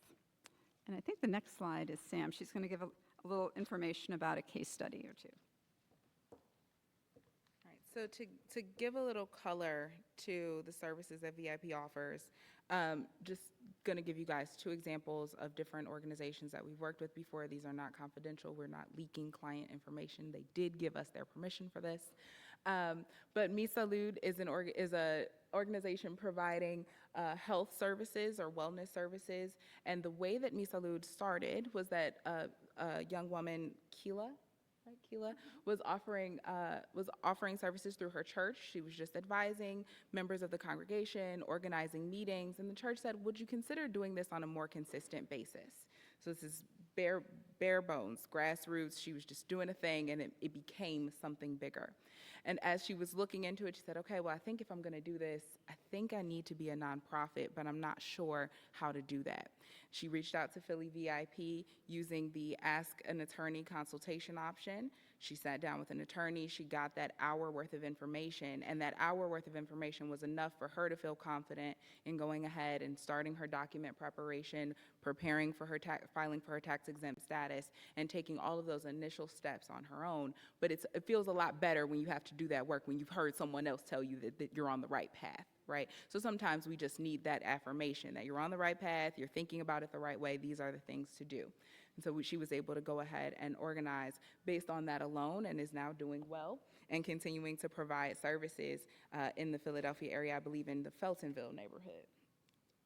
We look over and we have the Monkey and the Elephant. The Monkey and the Elephant is a coffee shop. I see some nods, so some people are familiar with the Monkey and the Elephant. But the Monkey and the Elephant is a coffee shop that employs former foster youth. So as young people are coming out of the foster care system, they're giving them jobs, giving them opportunities to work, because far too many, less than half of them, less than half of young people who come out of foster care are actually able to be employed when they graduate out. So the Monkey and the Elephant, that is their mission. That is what they started to do. They had a few problems, though. They needed a brick and mortar, and when they needed the brick and mortar, they came to Philly VIP to get some advice on getting those lease agreements completed. And then later on, when COVID-19 came along and caused problems for all of us and anyone who's in a brick and mortar space, they were able to use the advice of Philly VIP for employment issues and unemployment issues. And so to manage and to navigate all of those complex issues when they're doing something that's good for the community, that's good for the young people that they serve, they were able to find that support with Philly VIP. And the most important thing that I don't know if we've emphasized enough about Philly VIP services is that they are available to you at no charge. And that is the distinct difference. That is the distinct difference, right? I'm a lawyer. As president of the Barristers Association, I represent a great number of Black lawyers in this city, and I'm here to tell you that not all of us can afford to do work without being paid for it. But Philly VIP has so many volunteers who have graciously given of their time to be available and to serve as a resource so that your organizations do not have to eat that bill at the end of the day, and you do not have to risk working in the gray area without advice just because you can't afford it. And so that's the most important thing about what we're here for today. All right? I don't even know if that was the end of the I think that was the end of the presentation. So just a couple, and that was a great, yeah, sort of summary of Philly VIP. So here's some other ways that we can help. We have webinars, usually about eight or nine times a year, and they are on a variety of topics. They are conducted by our expert volunteer attorneys, and they don't have the eligibility requirements that accessing the legal services would. So if you find that you're not able to access our services through the normal channels, you can always attend one of the webinars, and they're open to everybody. They're really excellent. So I would suggest that you just keep an eye on our website. We list the events there, and I'm also going to tell you, I believe it's in the next slide, what webinars are coming up. Another way that you can just go back real quick. We provide clinics, and these are just amazing events. So they're in person, and we do about 6 or 7 a year, and they are specific to either small business or nonprofits. In these clinics, they're held in law firms downtown, so it's a really fancy location where you get to meet one-on-one with an attorney. And then after you have that meeting, if you see that you need additional support, we can then get together with you and make sure that you have access to the full legal support, or if you even want to continue with Ask an Attorney. So the legal clinics are really popular, really great events, and just wanted to let you know that those are a couple different options that we have available. And the next slide. So this is how you would apply. So on our website, you're going to go to the community we serve, and you're either going to pick small business or nonprofit. It's a short application that you just, you're filling out some very basic information about your organization and giving me a little bit of context as to what your legal need is. And then I will follow up with you either by email or oftentimes by giving you a phone call just to learn a little bit about your organization and what your needs are, and then to take the steps forward to get you set up with the legal support that you need. So yeah, the best way is to apply online. You can always give me a call or send an email as well. So next slide. And we have a lot of resources on our website as well. So if you just want to take a look on the website just to see, I've copied some information about nonprofits here. You can see we talked earlier about fiscal sponsorship. So there's some information, resources there about that. All sorts of things that could be really useful as a nonprofit. And that's, all free resources that are there for you. The URL, it's phillyvip.org. So is that, yeah.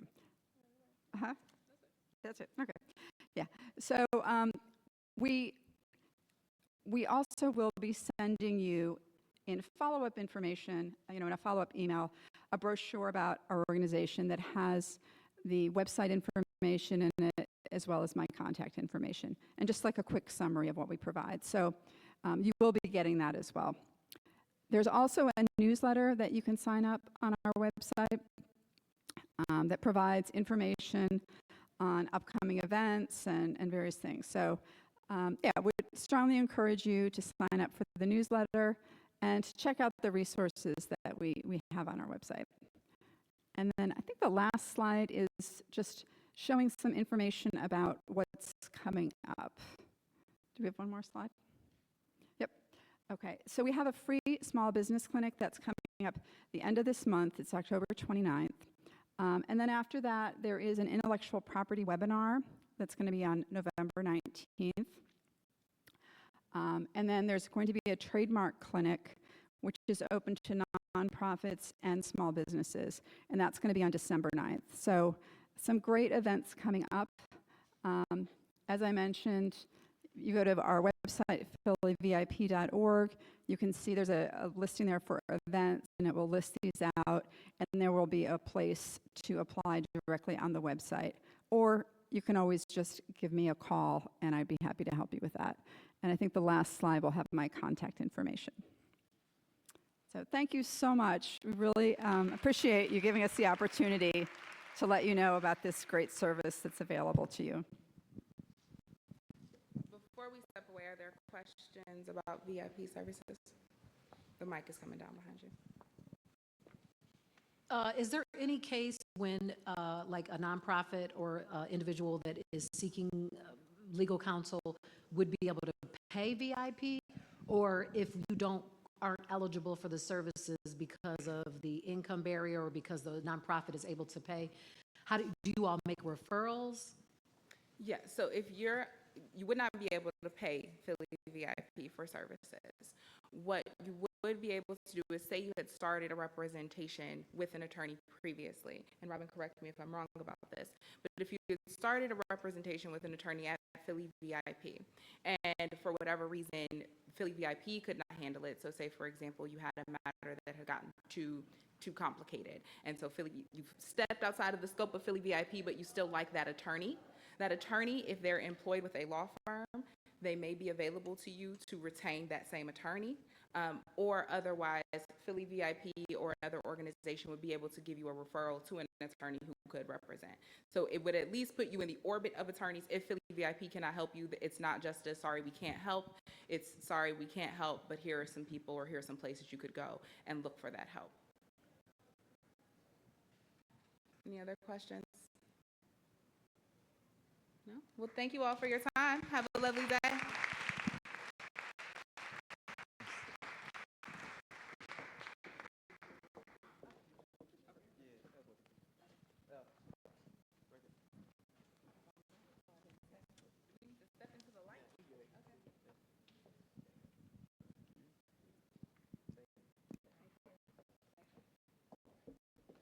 One more round of applause for them, please. Thank you.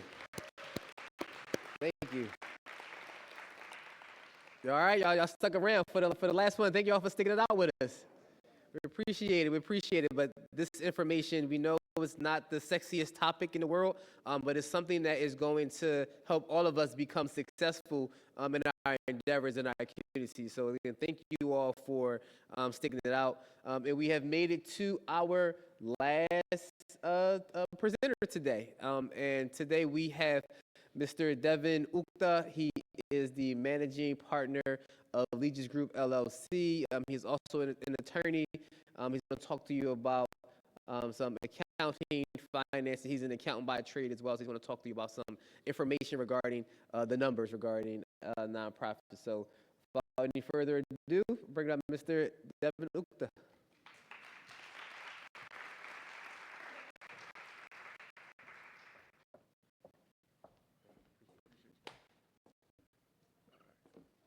Okay. I'm trying not to break this. All right. Can you all hear me? Okay. Everyone hear me clear? All right. Perfect. Perfect. More review than I thought it was going to be. I thought I was going to do a breakout session, but that's fine. Get right into it. So again, my name is Devin Ukta. I'm an attorney at Legis Group. I have an accounting background. I also worked in accounting as well and tax. So I'm going to do the presentation today on starting a nonprofit in Philadelphia and the tax basics. So I guess I'm going to go to the next slide. All right, so what is a nonprofit? For the most part, a nonprofit is a mission-driven organization, right? So when you think of a nonprofit, you think of a business or entity that its purpose is not actually to make a profit, right? That's why it's nonprofit, right? That does not mean that you don't have a surplus of revenue after you pay off all your expenses. What it means that that surplus usually goes to some type of good, right? So in general, when you think of nonprofits, you think of, churches, mosques, synagogues, boys and girls clubs and stuff like that. Interestingly, does anybody think of NBA teams or NFL teams? They're nonprofits also, right? Believe it or not, really lucrative nonprofits that pay really high wages. But in general, they're no different than really like a YMCA sport league, except for these athletes get paid tons of money, right? But we're still encouraging athletics, right? So nonprofit. So the mission is still to encourage athletics. Note that there's no owners technically of like nonprofits, right? So, for example, you can have members of nonprofits. So if you go to like a church or a mosque or synagogue, you are a member, right? So you may be a voting member. You don't technically own the building. You don't own the rights or anything. You just, as a member, you can vote and you're a part of the voting body, right? So it's not actual members. Again, surplus, it furthers the goals of the mission, right? So the money that you get from a church or a synagogue or other nonprofits is usually to further the mission of the nonprofit, right? And then it may qualify for tax exemption, right? So for the most part, you're not going to pay taxes as a nonprofit. There's like the classic attorney words are, it depends, right? So for the most part, you don't pay taxes on it, right? But as we've seen in the changing climate, a lot of nonprofits like universities are sitting on very, very valuable assets like real estate, right? So if you think, for example, CCP technically is downtown, right? Most of us don't live downtown, right? University of Penn, it's like University City and stuff like that. So they own a lot of the real estate in those areas, right? So there is a push to basically pay some type of tax that we may get into just a tad bit later. Next slide. So why start a nonprofit, right?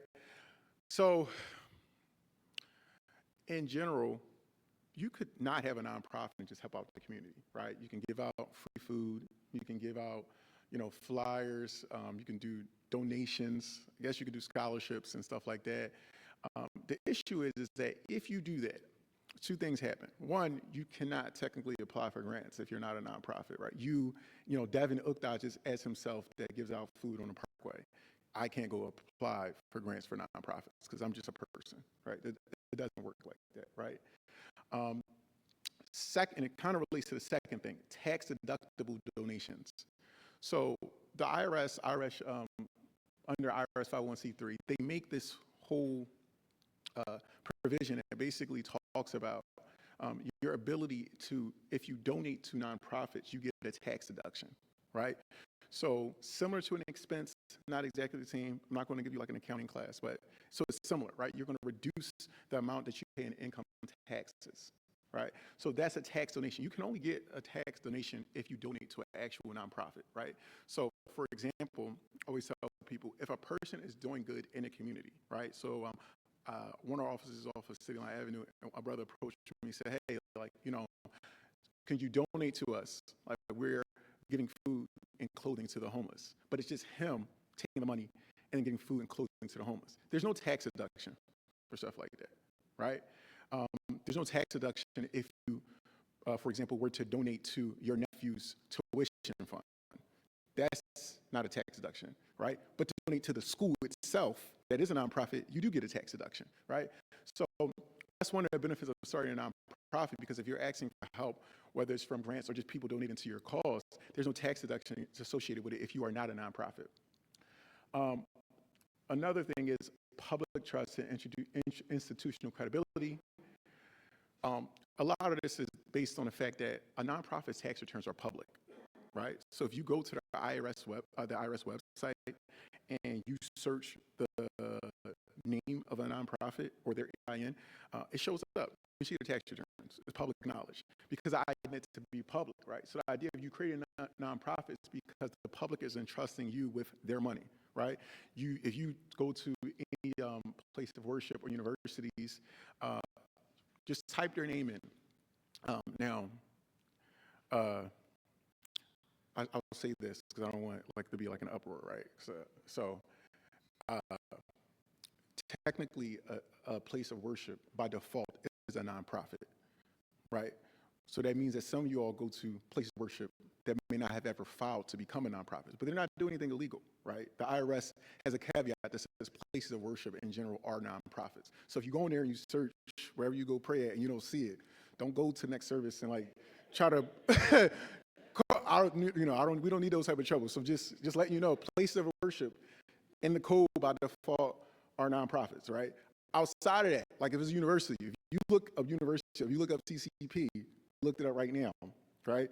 We should see their tax returns, right?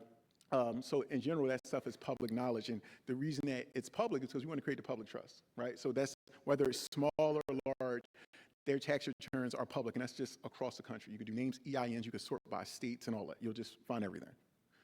Next slide. So it's a quick roadmap. So nonprofits are similar to a business. You're going to incorporate within a state. We're in Pennsylvania, so you incorporate in Pennsylvania, right? You can be an unincorporated entity also. I'm not going to get too much into that, but technically, you can lobby your PAC and be unincorporated, right? But for the most part, the nonprofits we're talking about, you're going to incorporate in Pennsylvania. Then you're going to go get an EIN from the IRS. I like to say that EINs are pretty similar to a person's social security number, but just think for an entity, right? So you need to go get an EIN because you want to open up separate bank account, do separate tax returns, just be completely separate, and I'll explain why later. So you want to then, after you get your corporation documents from the state, then you go get your EIN, you apply to actually become a nonprofit, right? So if you're not a place of worship, you actually have to apply to their IRS to be considered a nonprofit, right? And the logic behind that is that if you get if you're a tax exempt entity, right? I mean, the federal government is just not, doesn't want businesses to just not pay taxes, right? For the most part, right? We just don't want that to happen. So because of that, it's like you got to apply and say, well, why are we saying that you're tax exempt, right? We need to know the reason. We need to know the purpose behind it. It's like a bunch of check boxes and documents that you're going to submit to them. Then you're also going to register with your state, register locally, and then you'll have some ongoing filing and governance documents that you have to do, which I'll kind of get into later. So if you go to the next slide. So you want to choose your legal status. So as I mentioned, for the most part, in Pennsylvania, you can just be a nonprofit corporation, right? That's probably the easiest thing to do. Again, you can be an unincorporated association or trust, but for the most part, unincorporated associations are usually PACs that back politicians or lobby and stuff like that. So most of us aren't doing that type of stuff. You also could be a trust. In practice, the only time I've seen stuff like that is usually associated with unions and pensions and stuff like that. Sometimes they're set up as trust, right? But for the most part, most of us are just going to be a nonprofit corporation. And incorporation, it gives you legal protection and credibility, right? So we all know the term, the whole LLC stands for a limited liability company, right? This is similar in that you're creating a separate entity from yourself, right? So if you are a nonprofit, again, you're not just a person, you're creating an entity separate from you that's going to house the funds and assets associated with this cause or purpose. And you basically want to set up the legal documents to do that. Next slide, please. So again, you want to file your incorporation documents with PA. In Pennsylvania, we file them with the Department of State. So basically, similar to how you would file LLC documents or regular incorporation documents and stuff like that, you would just file the documents to do your state portion with the actual state. It's important that you do both steps, right? You want to file with the state and you want to file with the IRS, because believe it or not, you can be tax exempt for state purposes and not tax exempt federally or vice versa, right? So you want to do both, right? For example, if you do not do your 990s, which are tax returns that I'll talk about just a tad bit later, you can basically lose your tax exempt status before the IRS. That happens automatically if you don't file every 3 years. That does not necessarily mean that the state thinks you're a corporation, but by default, the IRS says, if you don't file for 3 years, we revoke your nonprofit status, so you're a corporation to us. So sometimes you'll have people like, well, I did this for the state, but I didn't do this for the federal government. So it's like now the federal government is saying you are a corporation because we revoked your tax exempt status, but the state is still calling you a nonprofit. So it's important that you understand it's like a two-step process. In your state incorporation documents, you're going to include your charitable purpose and a dissolution clause. And you're also going to pay a fee and get a PA entity number. Just briefly, a charitable purpose. This is just a sentence or two that you give to the state with your documents that pretty much lays out what is your reasoning for saying that are a nonprofit corporation. It can be very precise and intentional, or it can be very broad. It really just, it kind of just depends on what you're going for, right?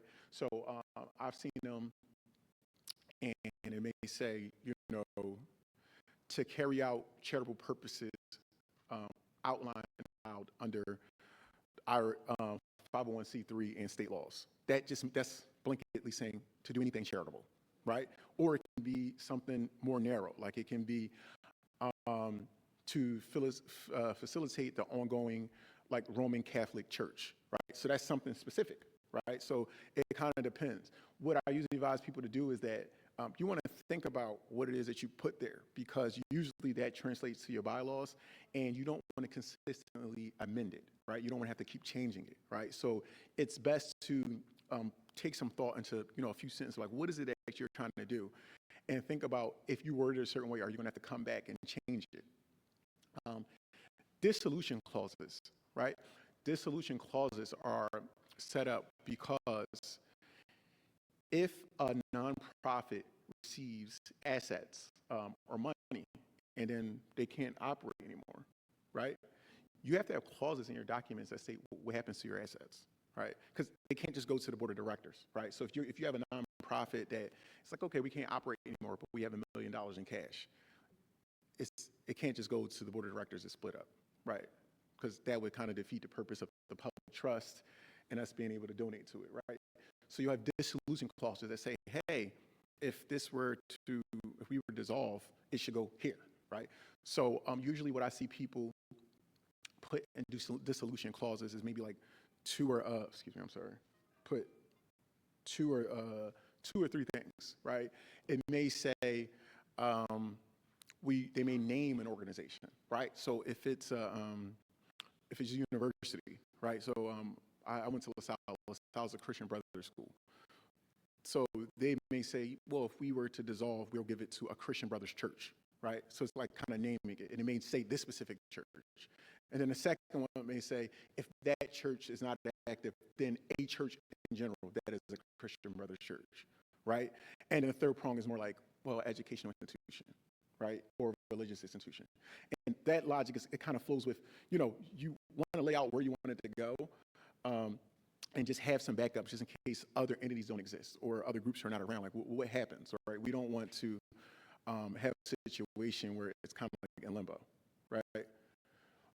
Again, they're going to pay the filing fee to Pennsylvania and the entity number. So you're going to pay a filing fee to Pennsylvania, you're going to pay a filing fee to the IRS. So, you know, it's not a huge cost, but there is some cost. Next slide. So you're going to obtain your EIN from the IRS. Again, as I mentioned, your EIN is similar to, so EIN is short for Employer Identification Number. It's similar to your Social Security number if you're a person, except for this is for an entity. You're going to need the EIN to open up bank accounts to do payroll and tax filing. So you actually have to have this. You're going to need that actually before you file with the IRS to get the nonprofit status. And this is going to go on all of your official documents in the way that people look you up on the IRS website. They can use your EIN. If you think about it, oftentimes when you're dealing with nonprofits, their EIN is usually on their webpage, right? Because it's a public good, right? So they're taking donations and stuff like that. So they'll just list their EIN on their website because they have nothing to hide, right? You should be able to just look up their tax returns. Next slide. So you're going to adopt bylaws and governance documents. So what I'll say about bylaws is these things have been tons of times, right? Bylaws are basically the rules and procedures on how the board will operate, how the nonprofit will operate, and it just lays it out. I think in the beginning, they're usually very simple, right? Nonprofits don't start out with a bunch of people, right? So they usually start out with a few people, and those people usually are the people who incorporated a nonprofit and they're becoming a board. So you're going to draft bylaws, right? So your bylaws are going to consist of things like, what's the name? Where's your office? Do you actually have an office? Are you virtual? Do you have a corporate seal? What's the purpose of your nonprofit? How many board members do you have? How the terms of the board members, right? Do they serve staggered terms or straight terms? How often do you have elections? How often do you have annual meetings? Are board members paid? Are board members officers? If you have officers, how many officers do you have? Do you have committees outside of the board that the board members serve on if they're just committees, right? If you want to pass a resolution, how do you do that? Do you have to have a meeting every time you want to pass a resolution? Like the adoption for that, how much notice must you give if there's a board meeting? How many votes you need at a board meeting? When do you have quorum? When do you have enough people to actually vote? All that stuff is listed in your bylaws, right? And oftentimes it's updated and changed every few years because how people look at things change. For example, if you think about it, oftentimes, well, not if you think about it, oftentimes the first board may include the CEO, right? But as nonprofit grows, then you'll have situations where the board is separate from the CEO. The CEO is really just an employee that's employed by the board, right? So that stuff changes over time, right? Some people would say, oh, well, I started this, I want to serve for my lifetime, like someone shouldn't be able to get rid of me. Then as the nonprofit grows, you have board members who are like, well, I don't want to serve until I die, right? Like, or we need to call elections. We need to have elections. And then you'll have situations say, well, we don't want elections where the whole board is going. We need some remnants of the old board. So we decide we're going to stagger terms, right? We have Zoom now, email. Do we actually have to have board meetings in person? Can we do them virtually? How much time do we give the board to say we're having a meeting, right? Do we want to set dates, or do we say, you know what, give us 10 days notice? Who can call a meeting of the board, right? Is it just the president? Or is it just enough board members can call it, right? All of that stuff is things that you lay out in bylaws. These things can be, I mean, the longest one I've seen is probably like 100 and something pages, but they're really drawn out, right? Especially as a board grows and you start to appoint committees and stuff like that. You have trustees, so it's basically a living, breathing document. So it's really important what happens, right? Can you kick people off a board? If you kick them off the board, do they have to have a hearing? Or if you just have a majority vote, they're off the board, right? All of that stuff is things that your bylaws will list out. Then you have a conflict of interest policy, right? It's really important that you have a conflict of interest policy in your bylaws, because what happens is oftentimes people appoint people to boards that have a skill set that is similar to what the objective of the nonprofit is, right? So, for example, if you're starting a nonprofit based on homelessness, right, you may appoint a board member who runs homeless shelters for another nonprofit or just another business, right? Or you may appoint a real estate developer, right, thinking that, well, they have access to housing. So you have conflict of interest policies because it's not illegal for board members to go into business with the nonprofit on a board. But you have to list out, well, we have to have like conflict of interest about how we go about doing that, right? Like a big one, for example, is if you have board members and one of them wants to contract with the board, with the entity, right? Usually the presentation and a voting of whether or not to accept that contract, that board member is not allowed to vote on, right? Because basically if there's a conflict there, like, hey, you're going to get money for this, but so you can't vote on whether or not we do it, right? You're not a part of the meeting, you're not a part of the discussion, the back and forth, any of that. If that conflict of interest happens, you have to basically separate yourself from the board, right? So it's really big to have conflict of interest policies. And again, your bylaws will list things like who the initial board members are, and like basically minutes. Minutes are basically, as you have meetings, you want to document what actually happens at these board meetings, right? Document the actions that the board takes, right? So all this stuff is documents that your nonprofit is going to have. Go to the next slide, please. All right, so believe it or not, you're going to apply for your bylaw. You're going to do your bylaws and sit and hash it out with your board, and you're going to upload that to the IRS and give them a copy of it. So that really needs to happen before you get to the IRS. The IRS, depending on what's happening, you're already going to say, if you don't have we're going to ask you regardless, did you adopt a conflict of interest policy, and ask you for a copy of it. They're going to say, hey, do you have bylaws? Can we have a copy of it, right? Because they want to see that stuff. And they actually review it, believe it or not. This isn't as simple as, if you go apply for EIN, you'll get it that day. You go apply for, you do a 1023 or 1023 EZ. Both of those are forms so you can become a nonprofit. The 1023 takes longer. The 1023 EZ is usually 30 to 60 days, but regardless, a person can actually review it, right? So if something is out of order, you're going to get some type of correspondence from the IRS that says, hey, can you clarify this? Or can we get additional information about this? Like, someone's actually going to review it, because again, you are trying to petition the IRS to become an entity that is tax exempt, right? 1023 versus the 1023 EZ. The 1023 EZ is a smaller form. It costs a lot less than the 1023, and it's less documents that go into it, and it's processed quicker. The issue is when you do a 1023 EZ, you have to do a bunch of checkpoints. It's like a bunch of check boxes to say, hey, are you this, are you that?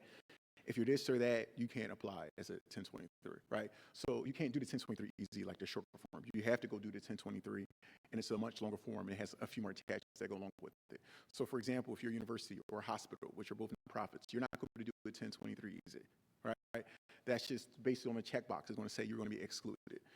If you think that you'll have contributions in excess of a certain amount, I think the amount was $100,000 at any of the next 5 years, whether it's from donations or grants, you're not going to be able to do a 1023 EZ. And they'll actually come back and try to penalize you and say, hey, you have donations in excess of this in your first 3 years. You were not supposed to file a 1023 EZ. So there's a checkbox associated with a 1023 EZ, and then there's just the 1023. In each form, you're going to provide narratives of activities and financials. So you're going to submit some type of pro forma financials based on what you're expecting. You're also going to submit narratives based on the activities that you're going to do. IRS approval gives tax exempt status and donor deductibility. So if you are approved by the IRS, right, what will happen is you'll get a response like this entity has been approved via mail, and you'll go online and you'll be able to see the entity.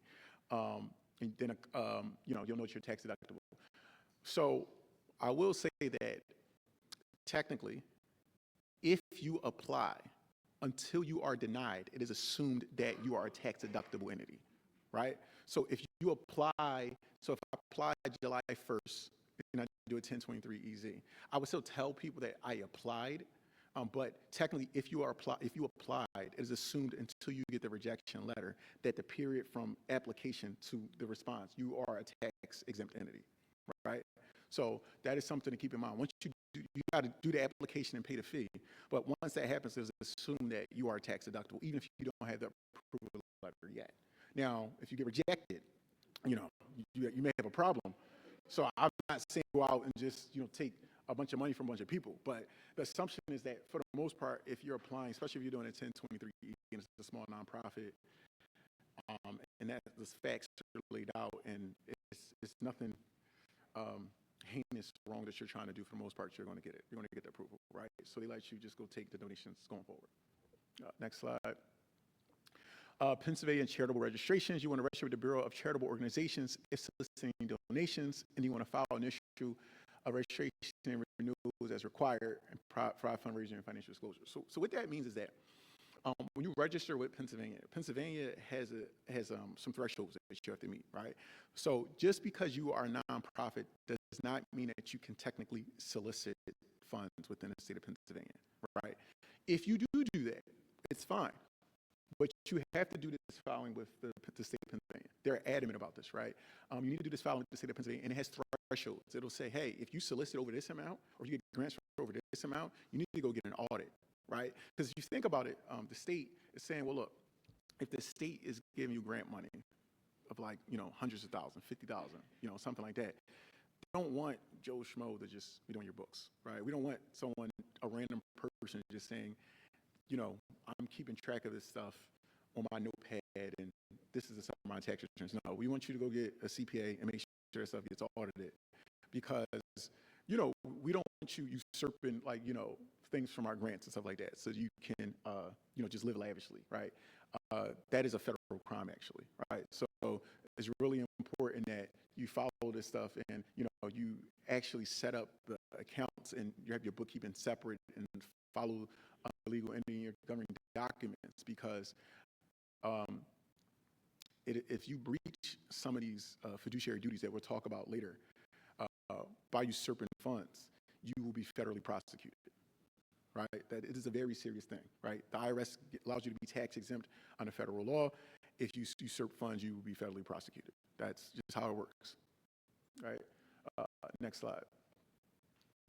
So you want to apply for the sales tax exemption. So if you're a nonprofit, you use some type of sales tax exemption where you basically submit your documentation so that you're a nonprofit. Unrelated business income tax. So I'm gonna do this the last one. You want to file any related PA returns or taxable activities. Unrelated business income tax is basically, so there's a court case, an old court case that comes to mind. It was I think it was a Scientology church, right? And basically the IRS took the stance that a portion of your income, as long as it's related to you carrying out the good or the activities that you're saying you're doing for nonprofit, that itself is tax exempt, right?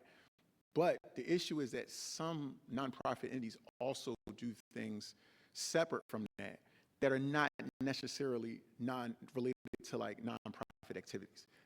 That stuff is unrelated business income tax, right? An example of that may be if a nonprofit, for example, is in a business of providing food to those in need, right? So you get donations, you get grants to provide food for those in need.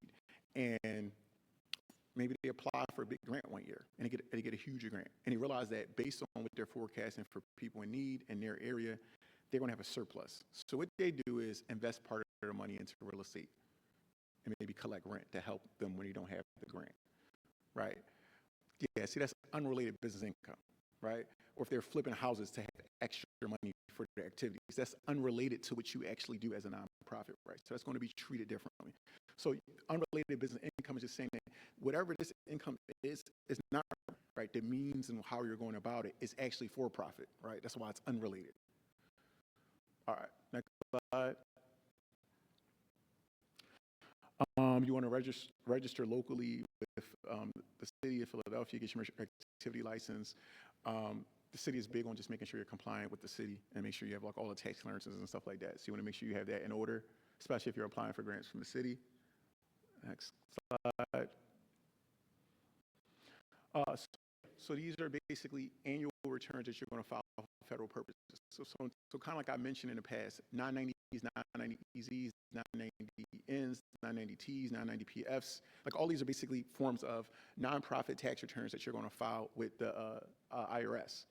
You have to file them annually. Even if they're zero, you still want to file something like a 990N or a 990EZ, right? Because filing nothing means that you didn't file at all, right? So filing for 3 years, you automatically will have your nonprofit. Not filing for 3 years, you automatically will have your nonprofit status revoked, right? So you want to do 990s are due every year, right? I believe they're due January 30th of every year, and you're going to do a 6 months. Not January, June 30th every year, and then you're going to do a 6 months extension if you don't actually get it in.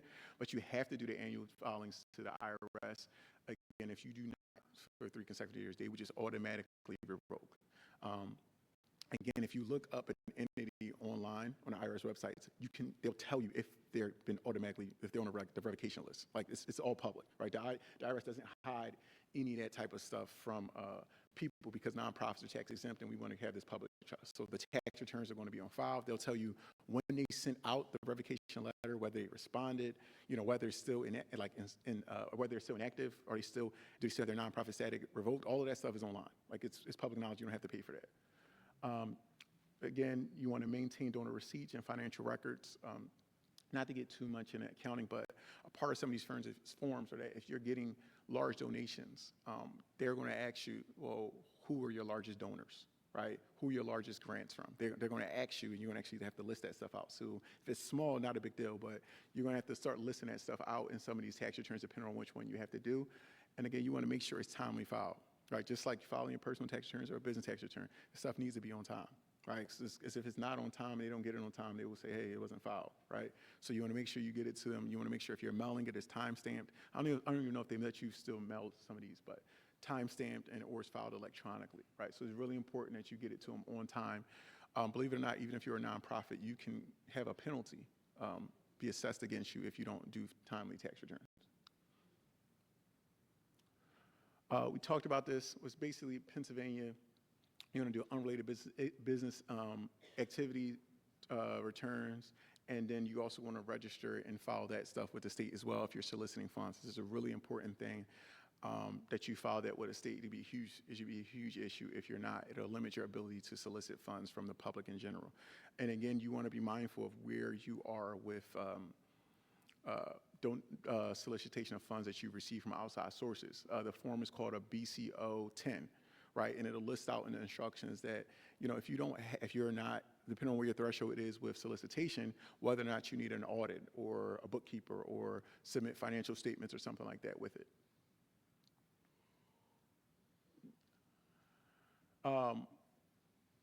It is really, really important that you have separate bank account and extremely clean bookkeeping, documentation around donations, grants, and expenditures. I say that because, as I mentioned in the past, if there's a mix-up in funds, you can be federally prosecuted, right? This is a very serious thing, right? It's a very serious thing if you dissolve and, the dissolution clauses are not in order and somehow you just expense something, right? And you're about to dissolve. It's like, no, that's not how it works, right? So to dissolve a nonprofit and to start distributing assets, you actually have to petition that state's or city's orphan court, right? So you got to petition an orphan court and say what you're going to do with those assets. And so your record keeping needs to be pristine because a judge is going to review it.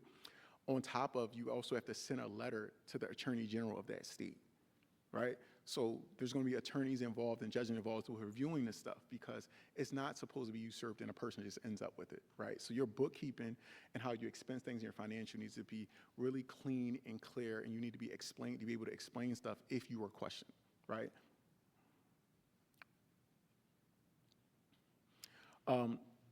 So again, board members have fiduciary duties.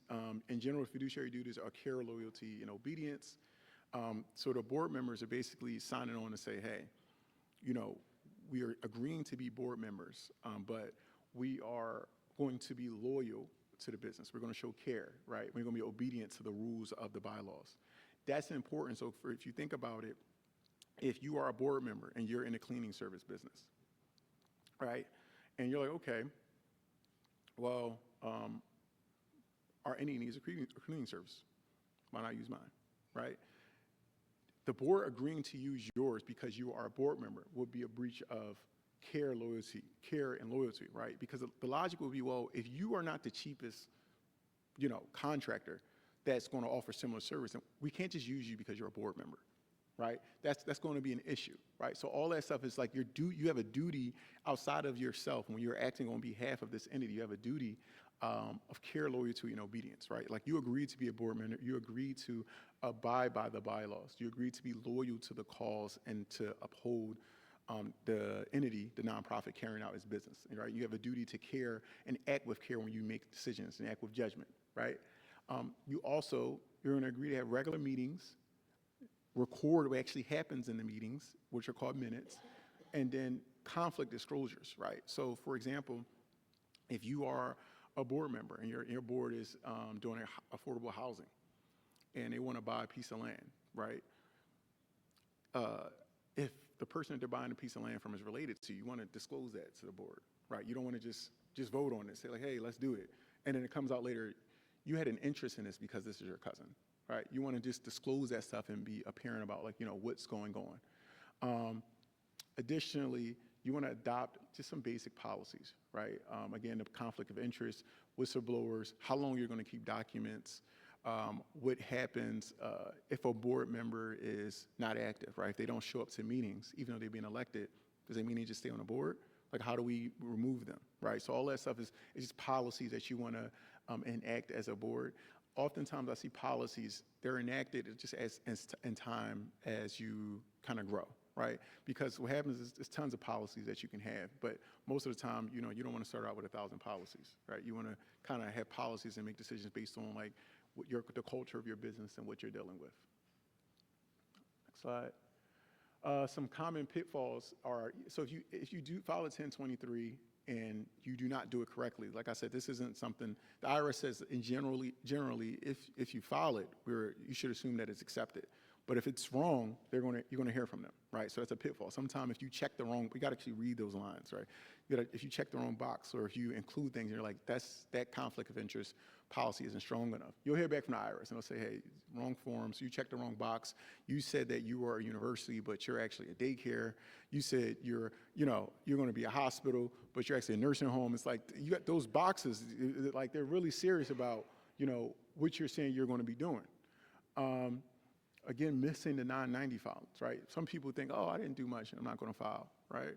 It's like the IRS is like, no, file 0, right? So if you don't file 0 for 3 years, even if you did nothing for 3 years, they will revoke your nonprofit status. So you can't wait 10 years later and say, oh, I filed to have my nonprofit. I never did anything with it, but I still have it, so I can just operate. The IRS is gonna say, no, you don't have it because you didn't file those 0 tax returns, so we revoked your ability to be a nonprofit. Like, we don't know what you're doing, so they wanna know. You gotta report that stuff to them.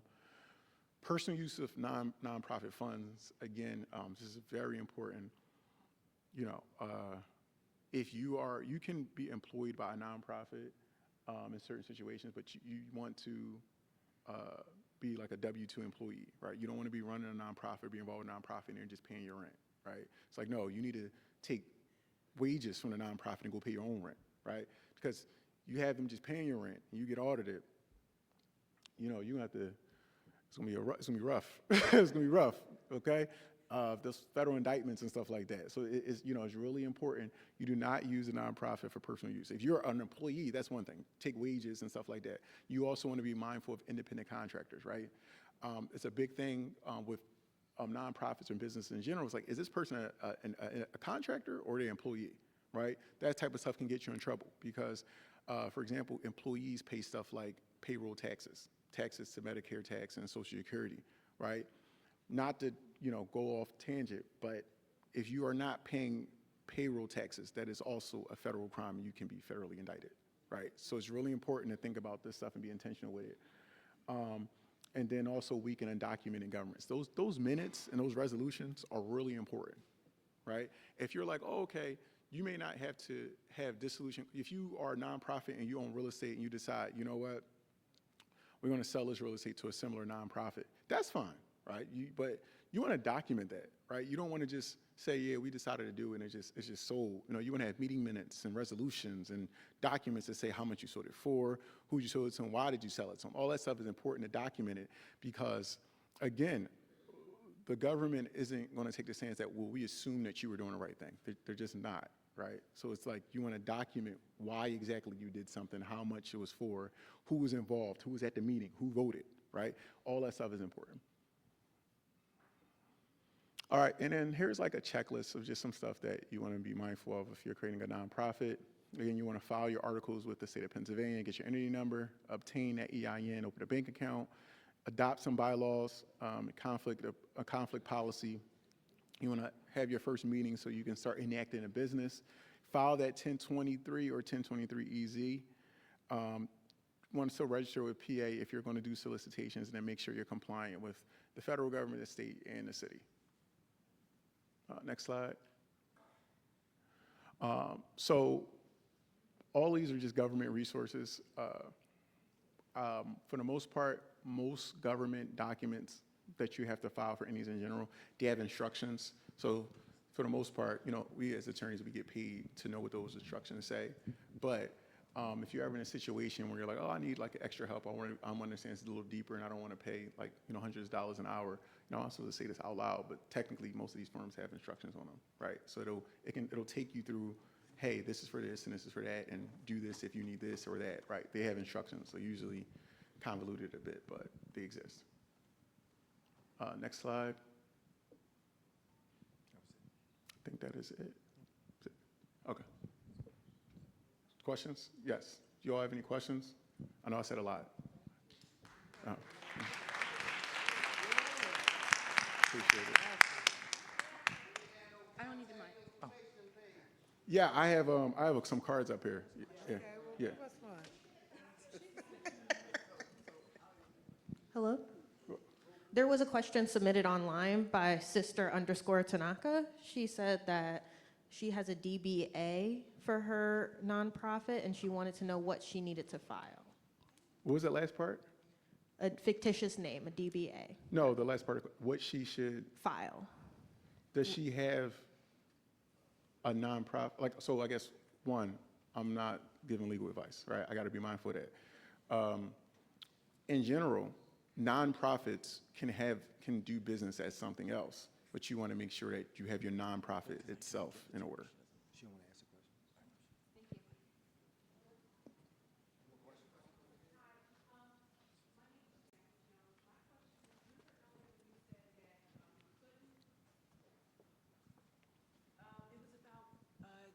Giving money to, it was about the money, you couldn't give the money to, I don't want the microphone. They can't use it. Okay, oh, my apologies. My question is, you said earlier about you couldn't give the money. So your nephew, for example? Yes. Mhm. So can you explain then who and what entity, how can you go about doing it correctly? Okay, so I guess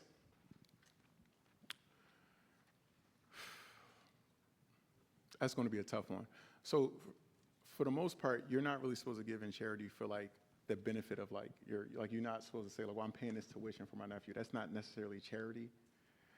You can donate to a school itself, but if you're paying tuition for the benefit of another person, that's not a charitable purpose for the most part. So like if you just give your nephew's money or you pay his tuition, that's not charitable giving. But just giving it to the university, that is charitable giving.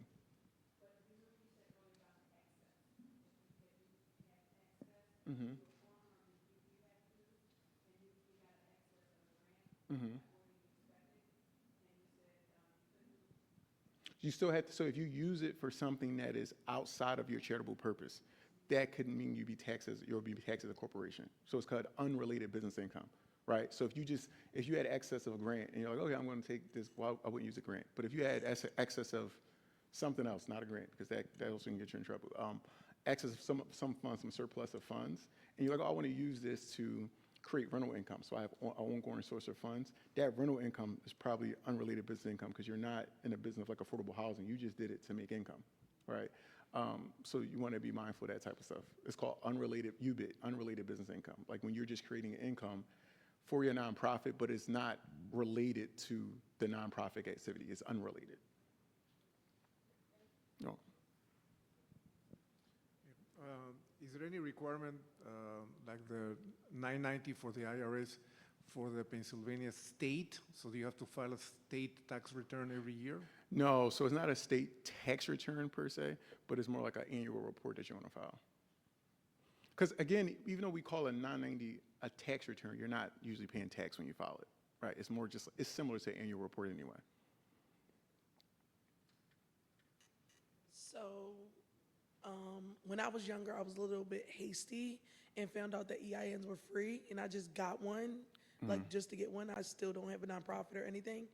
Is there something I need to do with it? Like you said, like when you have a nonprofit, you have to file, or you lose your nonprofit status. With the EIN, if you just have one and you're just sitting on it, do you lose it? Yeah, it's Is there probably inactive. Something you're supposed to do with it? It's probably inactive.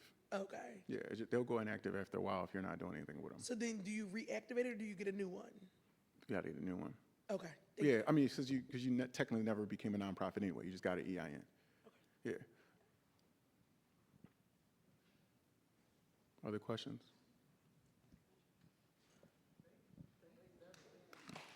Oh, I think so. I'm sorry. Yeah, you can go ahead. Is it, do you have time? Yeah. Okay, good afternoon. My question is just in regards to the articles of incorporation. You mentioned earlier, like if you're changing the focus of your nonprofit, you have to change something within the articles. How do you determine whether you need to file a separate nonprofit or it's changed enough to where you can keep it under that existing one? Like, does that require an additional conversation with an attorney? I think it's going to kind of depend on what your board says when they look at it, right? So all this stuff is like open to like discussion about what the intent of the document was, right? So I had a discussion with a client. They said the document, for example, was silent about whether board members had to be residents of Pennsylvania. So I took the stance that you didn't have to amend your bylaws for that. if you wanted them to be or didn't want them to be, right? Like, well, I guess if you didn't want them to be, I'm sorry. If they had to be residents of Pennsylvania, they would have to amend their bylaws because it's silent, right?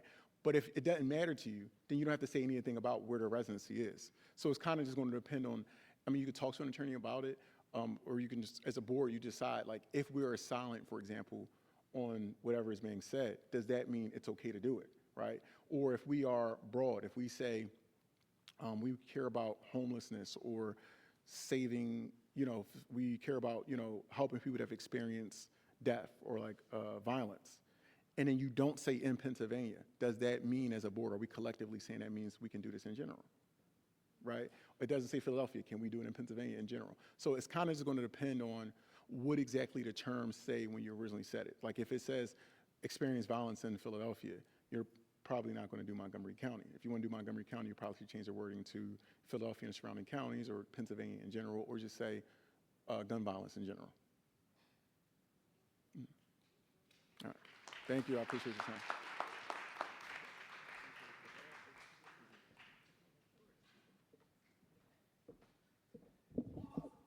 And so thank you all for being here. We're going to just close out with some closing remarks. I really appreciate you all for sticking around today. I know it was long.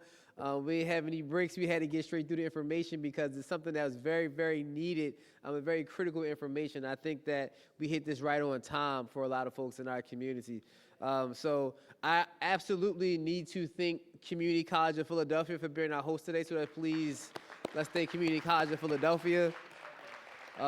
Definitely want to thank all of our presenters today, Cynthia Figueroa of JEVS. We want to thank Samantha Fitzpatrick. We want to thank the Philadelphia VIP, Robin Miles. We want to thank Devin Ukta for being here today of Legis Group. And of course, Shona Crowsley of Rose Consulting. This information was very, very valuable. I learned so much just standing on the side, just listening here. To be able to help a community grow, I think that this is, something that we're going to try to continue to incorporate in what we do as a city council office. Definitely want to thank my partner in this, Councilmember Kendra Brooks. Let's give her a round of applause, please. Yes. She had another business to attend to, but I definitely want to make sure that we thank her for supporting this idea, supporting this dream that I had to come to fruition, and her staff as well. They did a great job helping us with this event. And last but not least, I definitely want to thank the Philadelphia Commerce Department. It is Med Week, so the city is calling it now Micro Enterprise Development Week. I'm still calling it Minority Enterprise, Microeconomic Development Week. That's what they call it. I'm calling it Minority Enterprise Development Week, as it has been called for the past 30-something years. So thank you all for being here again. We look forward to continue to serve you all in this capacity and other capacities as we continue to grow our city and make our city the best city it can be. So thank you so much for being here. Yes, ma'am. Oh, yes. So really quickly, I'm so sorry. We will be emailing the PowerPoint presentation out, some information out to folks who registered. So we have your email address. Make sure we have it so we can send you the information so you can stay updated. Thank you.